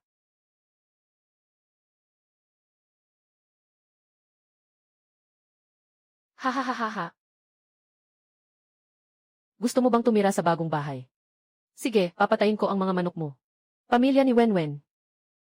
Tingnan natin kung paano ka titira sa hinaharap.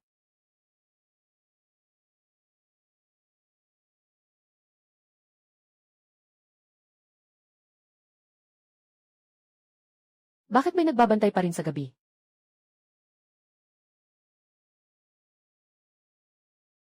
Ay, mukhang natutulog na.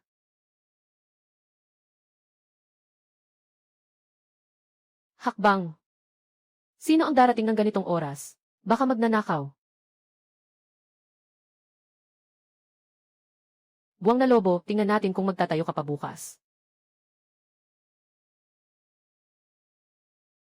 Akala ko ba't ito ang mga bagay na ito? Nakalibing na ang patay na manok. Hahaha, buwang na lobo, pinatira kita sa bagong bahay. Ano ba iyan? Baka nagalit ang Diyos ng lupa. Hindi naman, paano naman ipagtatanggol ng Diyos ng lupa ang buwang na lobo? Nabuklat ito. May multo. Ginoo ng lupa. Hindi ko sinasadya. Aalis na ako. Ay, huwag mo akong habulin. Ay naku. Nasugatan ang binti ko. Sobrang sakit. Dapat talagang mahulog. Ito talagang masama. Mukhang hindi na talaga gagaling ang sakit ng binti nito. Wala nang pag-asa.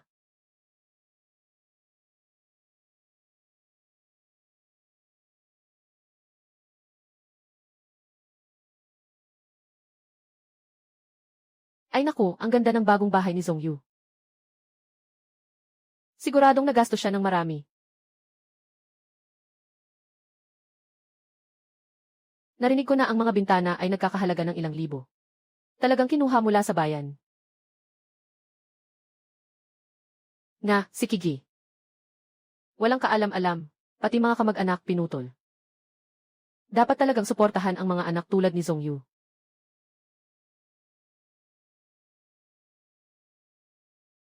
Lahat magbigay daan. Bakit dinala ni Fugi ang kanyang pamangkin? Haha. Anong magagawa ko pa? Sigurong ipakikilala ko na ang asawa ko. Sa kondisyon ni Zongyu, sino ba ang hindi maghahangad? Ay, ang anak kong babae ay nag-asawa na. Kaya dapat din niyang ipakita para makita. Talagang magandang pang-asawa ito. Ay, Tito, bakit ka nandito? Xiaoyu, ipakikilala ko sa'yo ang aking asawa. Sa totoo lang, nakalimutan ko na ito. Pero mukhang talagang dinala niya ang tao. Paano ang pamangkin kong si Wang Shufang? Gusto mo ba siya, Xiaoyu? Mukhang okay naman. Pero talagang malayo pa kumpara sa dalawang kapatid na babae sa bahay. Bakit hindi ka nalang pumasok at umupo? Malamig sa labas.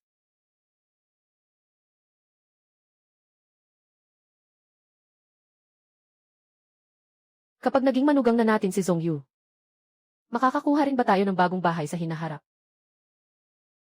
Saka makakasama na tayong manghuli sa bundok kasama si Zhongyu. Maraming pera ang kikitain. Darating na ang magandang buhay. Dumating na ang bisita ng bayaw.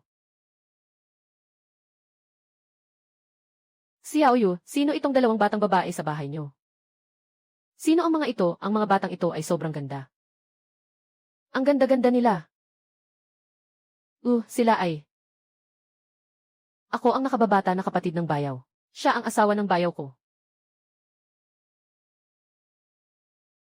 Yes maling lugar ang napuntahan mo. May asawa na ang bayaw. Mas mabuti pang umalis ka na. Sa tingin mo, kaya mo akong agawin. Akala ko ayaw mo nang mag-asawa. Bakit hindi mo sinabi kay Tito? Busy si Tito, nakalimutan. Pasensya na, pinaasa kita. Walang anuman, hindi nagtanong si Tito at nagdala ng tao. Ako ang may kasalanan. Tito, sandali.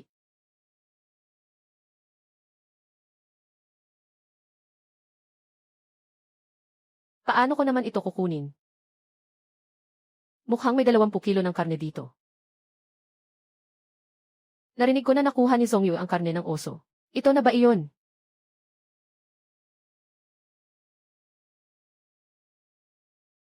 Bakit iniisip mo pa ang ibang tao, bayaw? Wala ka na bang kapatid na babae? Naku, may niluluto pa akong kanin. Nasunog na. Talagang bobo ng ate ko, andyan na ang mga nagnanakaw ng tao sa bahay. Akala pa niya hindi niya nakikita. Kailangan pang maghintay na mawala ang tao bago siya magsisi. Ate, bakit hindi ka nagsasalita? Hindi mo ba nakikita? Bunso, hindi mo pa ba nakikita? Walang ganong intensyon si Kuya Yu sa akin. Hindi ko nakikita. Imposible namang hindi siya gusto. Kung hindi, bakit siya bumibili ng bagong damit at masasarap na pagkain? Ate, kailangan mong kumilos na.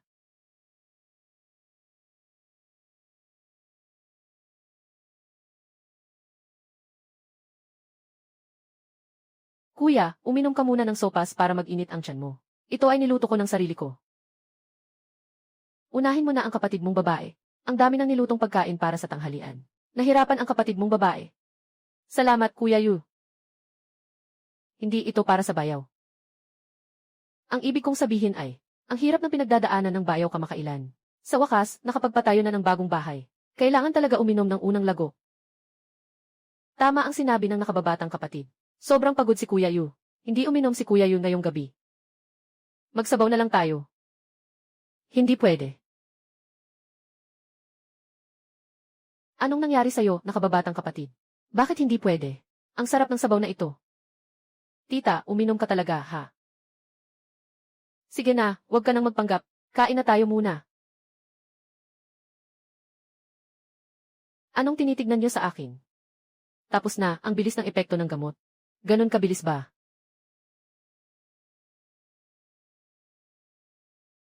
Ang init, bakit ang init-init?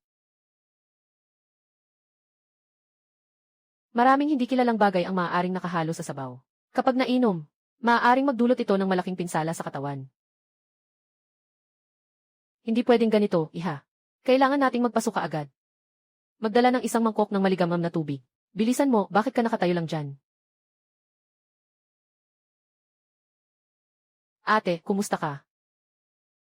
Uminom ka ng tubig. Mukhang kailangan ng disiplinahin ang batang ito. Kung hindi, magkakaroon tayo ng malaking problema sa hinaharap. Ano bang nilagay mo sa sabaw kanina? Kaya nga, kuya, ito ang dahilan. Hindi ko rin alam na ganito ang mangyayari. Ulo. Bata ka pa, hindi mo alam kung ano ang tunay na damdamin. Kuya, hindi ko naiintindihan.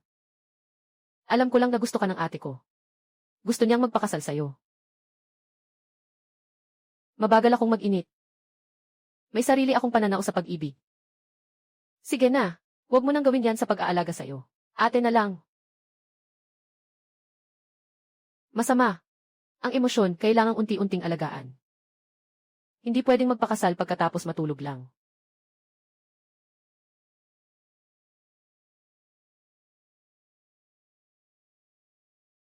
Kumusta ka na, ate?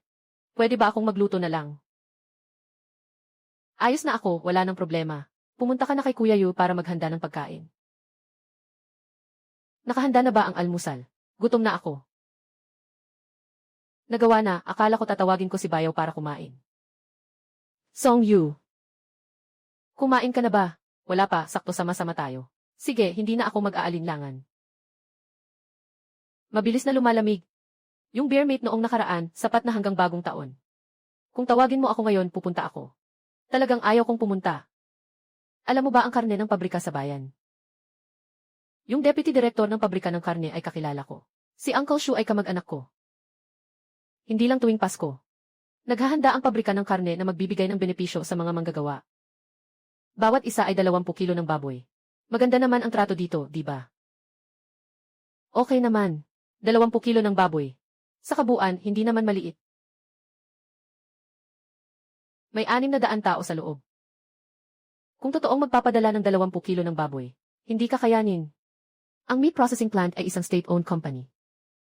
Huwag mo akong sabihan na ang mga salitang sinabi ko ay parang ibinuhos na tubig. Sa panahong ito, maraming mga baboy ramo sa bundok.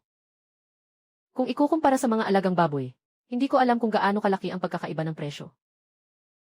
Kaya nga ako nandito para humingi ng tulong sa'yo.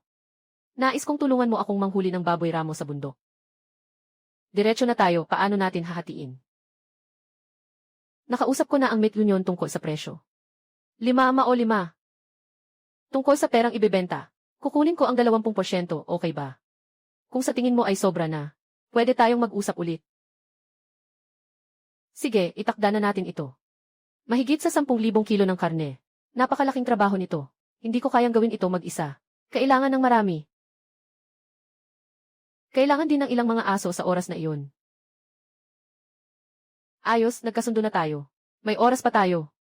1 buwan pa bago magbigay ng benepisyo ang meat processing plant.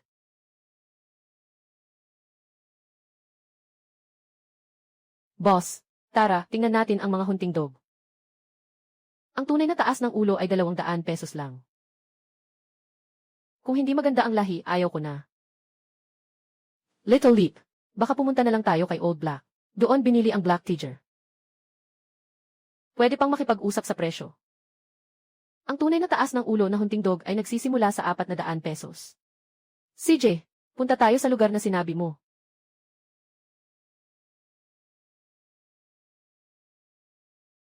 Anong nangyari kay Tip Chu? Tumingin ka sa aso. Namatay si Black Tiger. Hindi pa siya pumanaw, buhay pa siya. Ngayon, tinulungan ko ang isang tao na alagaan ang aso. Saktong aalis din ako sa bundok para manghuli. Gusto ng buong pang-itaas na pabango. Kaya mo bang bilhin ang pang-itaas na pabango? Yung asong pang-itaas, 700 pesos, siguradong pang-itaas na pabango. Basta makapasok ka sa gubat ng 5 minuto. Kung walang nahuling biktima, libre na lang sa akin. Itong mabigat na pang-itaas ay 200. Tingnan mo ang laki nito. Halos kasing bilis ng baboy ramo. Pagsasama ng mga grupo, walang kailangan na baril. Siguradong makukuha ito. At itong pangalawang grupo, mabilis na parang hangin. Noong nakaraan, may nag-alok ng 300, hindi ko tinanggap. Talagang itong 3 malalaki, sa itsura pa lang, hindi basta-basta. Hindi naman nagsisinungaling. Magkano kaya kung bibilhin lahat? May diskwento ba? Yeti, Iron Pilyar, saan mo pa nakakuha ng alagad? Hindi ka ba natatakot sa hangin, baka matanggal ang dila mo? Old Black, huwag kang manhid sa paningin mo. Kahit walang baril, kaya niyang tamaan ang aso sa bundok. Noong nakaraan, dinala pa niya si Beer, ang bulag na tao, pabalik. Nabili ko ng 1,000 piso. Magpapakasaya ka pa dyan, siya pa ang nananakit ng aso. Baka. Sapat na ba to? Sus Mariosep. Hehe. Sapat na, sapat na. 3 aso kabuang 1,200. Pero unang beses ng boss na dumating. Bigyan kita ng diskwento, 1,189, okay ba? Wag na lang ang sirain ang bahay. Pero kung hindi maganda ang aso, kailangan kong ibalik ito. Maging kalmado ka, boss. Sinubukan ko ang asong ito, walang problema.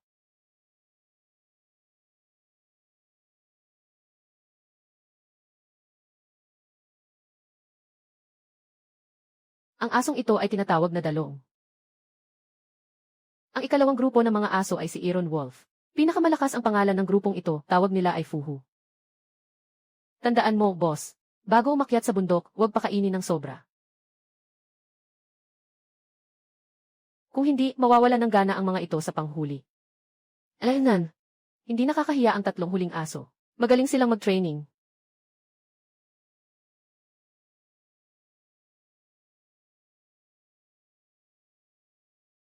Nahanap ko na si Hishurin. 12,000 kilo ng karne ng baboy ramo sa loob ng 1 buwan. Tiyak na ibibigay ko ito sa iyo. Ngunit ang pagdadala ng karne ay hindi madaling gawin. Kailangan din bang itakda ang presyo? Maaari kong ayusin ang sasakyan para sa iyo. Ngunit ang kondisyon ay dapat matugunan ang mga kinakailangan. Sinasabi ko ito ng maaga, kung sakaling hindi pumasa ang baboy sa kalidad. Ikaw ang magbabayad ng pamasahe pabalik-balik. Kahit na maganda ang relasyon ko sa tiyo mo. Pero hindi ito personal na desisyon ko lang. Kaya kailangang mag-effort din sa biyahe ng tren. Maraming mata ang nakabantay sa pabrika. Naintindihan mo lang. Tungkol sa presyo per unit. Maaari kitang bigyan ng 70 sentimos bawat kilo. 70 sentimos. Bakit hindi ka nasisiyahan? Hindi maaaring walang dahilan ang sasakyan ng pabrika na lumabas. Kailangan ng pera para sa gasolina. Tama si Tito He. Kung maganda ang gawaing ito ni Tito He, kapag umangat ka bilang manager, huwag mo akong kalimutan ah. Hahaha, si Lao Zong ay nagsasabi ng lahat sa iyo. Hindi pa natatapos ang kontratang ito. Nais na agad ng dibidendo. Dahil sa iyong tiyuhin. Karne, 7.50 bawat kilo. Kailangan ko ring makipag-ugnayan sa iba. Magandang pakikipagtulungan.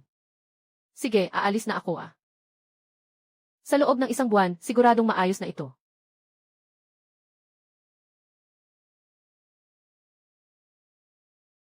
Kumusta na ang progreso sa pagkuha ng karne ng baboy mula sa nayon na inutos ni Lao Jiang? Kailangan mong ayusin ito ng maayos. Pagdating ng panahon, ang posisyon ng production manager.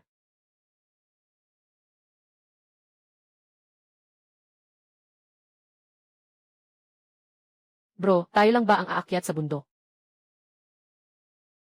Mahirap din namang dalhin ang baboy galing sa gubat. Anong nagmamadali, mag-explore muna tayo. Bumalik ka na lang sa oras. Malinaw ang layunin ng pag-akyat sa bundok na ito. Una, subukan ang bisa ng malaking dragon sa panghuli. Pangalawa, alamin ang distribusyon ng mga baboy ramo sa bundok. Sa oras na iyon, mahuhuli lahat.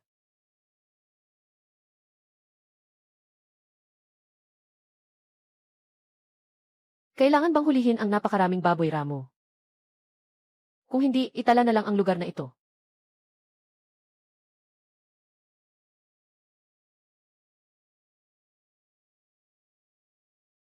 Sige, hintayin na lang na makabalik. Tawagin si Chong Taezu. Bukas, dalhin ang tao sa bundok para magtrabaho.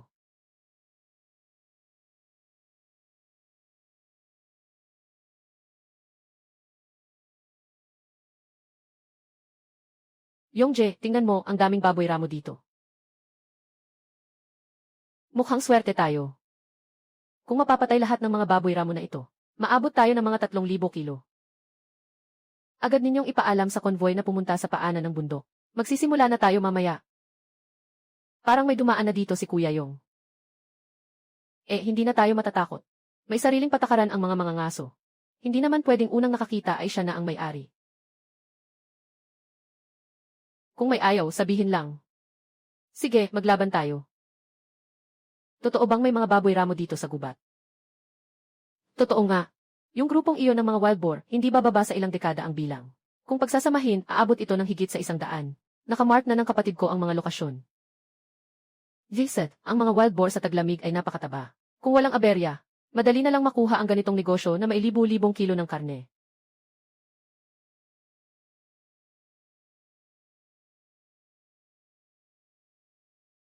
Yung sasakyan na tinawag mo. Hindi iyon sasakyan ko. Naku, baka may ibang kumuha na ng order na ito. Bilisan mo, tawagin si Tito Tizu. Kailangan ng agarang pagtawag ng tao. Papasok na tayo sa bundok.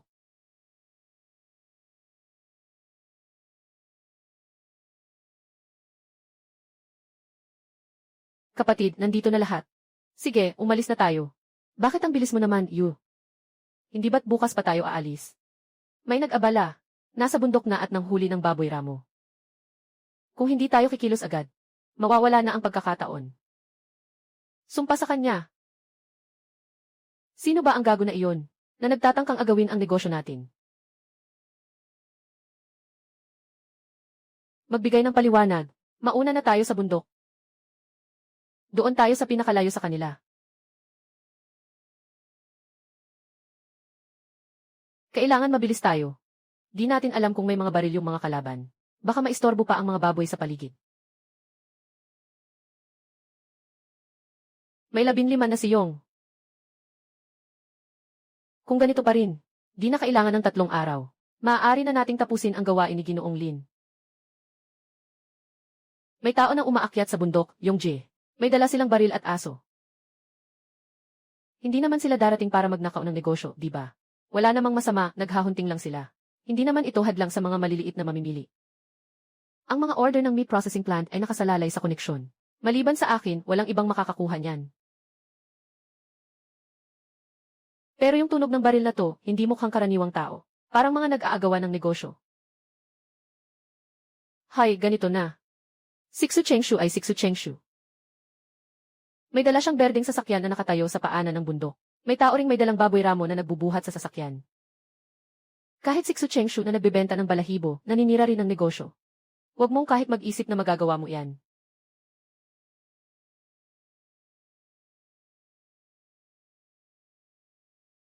May kabuang 13 na piraso. Lahat ay tapos na. Kailangan talaga ng itaas na amoy. Sulit ang ginastos na pera. Kaya lang, sobrang mahal. 700 yuan ah. Nabilang ko, hindi umabot sa 2,000 kilo. Masyadong maaga pa. Kailangan nang dalhin ang baboy ramo pababa sa bundok. Nakasabit ang mga ito sa mga puno. Bilis, mga kapatid. Buhatin ang baboy ramo at bumaba na. Pagkatapos, magkita tayo sa napagkasunduang lugar sa maliit na pagtalon. Mag-ingat at buksan ang mga mata. Mag-ingat sa pagbaba.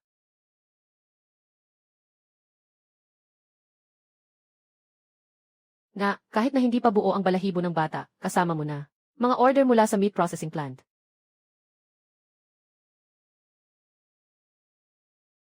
Kahit na mag-roll ako, wala akong. Ano bang kinakatakutan mo? Kapatid, tingnan mo. Pati aso natatakot. Baka mamaya hindi na makapag-function. Kung hindi, bumaba ka na at huwag nang mag-aksaya ng oras. Kapatid, kung hindi, bumaba ka na. Huwag mo nang sayangin ang oras. Huwag kang makipaglapit. Ganyan lang ang kakayahan mo. Kung may mabait na aso, akala mo inasa langit ka na. Tanungin mo kung papayag ang baril sa kamay ko. Isang pisil ko sa gatilyo. Nasa panganib na ang buhay mo dito. Mo sinagant na ripple. Kung matatakot ka, agad kang bumaba.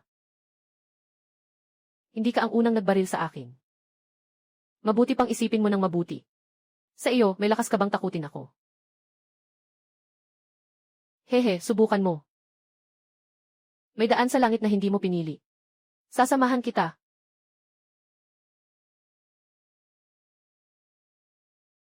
Bata ka. Medyo bata ka pa, haha. Talaga.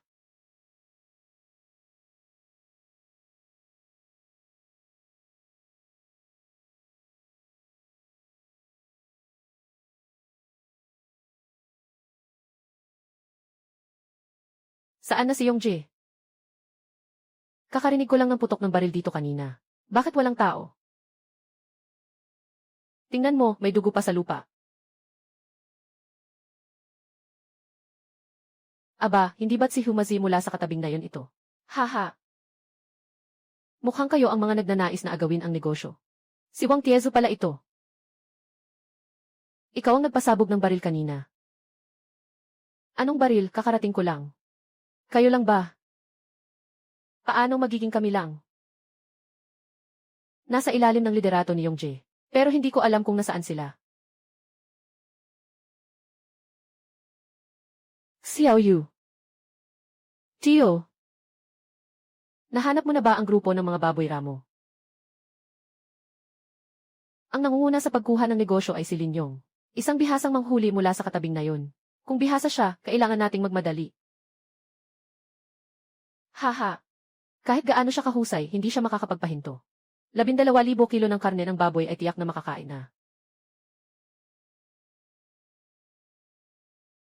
Sa tingin mo, magkakaroon ba ng problema si Yongj? Matagal na tayong naghahanap pero walang tao.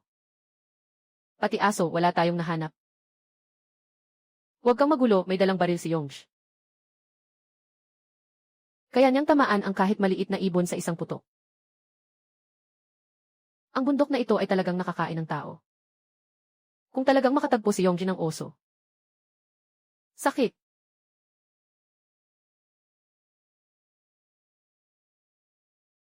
Kapatid, ang hirap mo. Talagang napagod ka sa loob ng 3 araw. Medyo pagod nga. Ganito ang plano ko.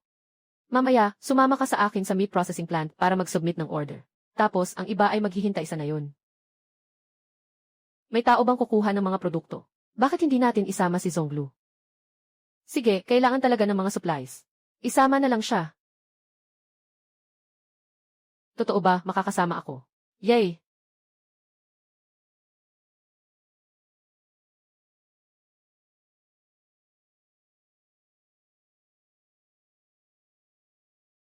Bakit nandito na naman ang batang ito?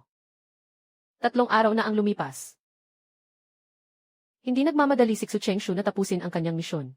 May oras pa siya para magdala ng tao dito para maglibang. Anong ibig sabihin nito? Ayaw na ba niyang gawin ito? Ginoong He, nandito ako para magulat. Siya si Song Yu.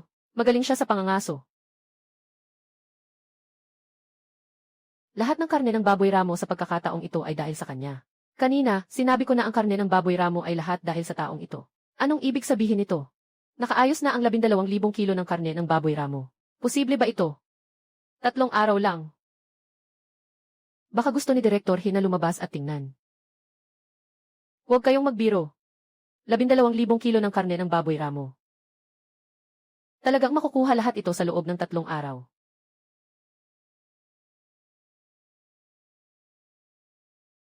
Si Director He, parang may pagmamataas ka nga. Yung mga tao sa state-owned na kumpanya, laging ganito kataas ang tingin sa sarili. Walang problema, mamaya magbabago din siya.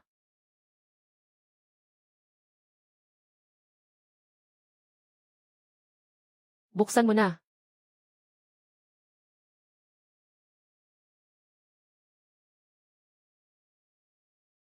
Talagang marami pala.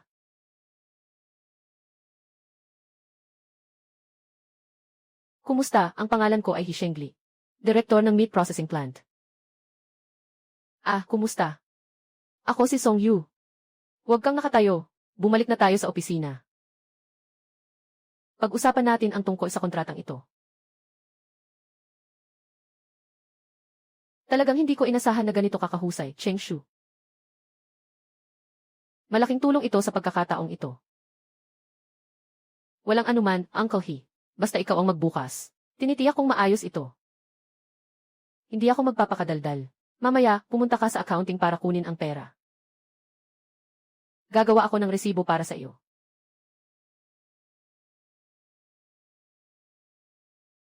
Hehe, ako na ang bahala sa resibo. Sinabi ko kay Zhongyu na ang presyo ng baboy ay 5.5. Kung makita ito, siguradong mahuhuli ang bayad sa produkto.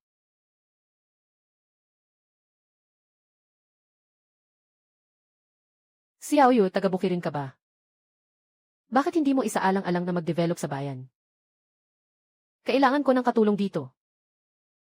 Nagsimula na siyang mag-alok. Pumunta sa meat processing plant bilang katulong. Mas mabuti pang manghuli sa bundok. Gaano kaya kalaki ang kita? Hindi pa ako nagtrabaho. Natatakot akong hindi makasanayan.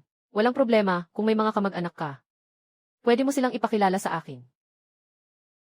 Sa pagkakataong ito, kaya kong makipag-usap. Tama ang bilang, walang problema. Nga. Baka pwede kayong kumuha ng ilang order mula sa pabrika sa hinaharap. Alaynan. Makatulong din naman sa akin. Medyo malaki ang produksyon sa meat plant. Natatakot ako na hindi ko kayanin. May mga lihim ang batang ito. Hindi agad sumagot. Huwag kang mag-alala. Siguradong makukuha mo ang tamang presyo na ikaliligaya mo. Magbibigay ako sa iyo ng 50,000 kilong order bawat buwan. Kung kaya itong tapusin. Pareho tayong mananalo. 50,000 kilo. Tama, 50,000 kilo, hindi kita niloloko. Walang pangangailangan na magmadali sa pagsagot. Mabuti na ring pag-isipan mo ito. Tumawag ka lang sa akin anumang oras. Narito ang aking business card. Sige, mag-iisip ako pag-uwi. Hindi ko na kayo ihahatid. Hintayin ko ang tawag mo.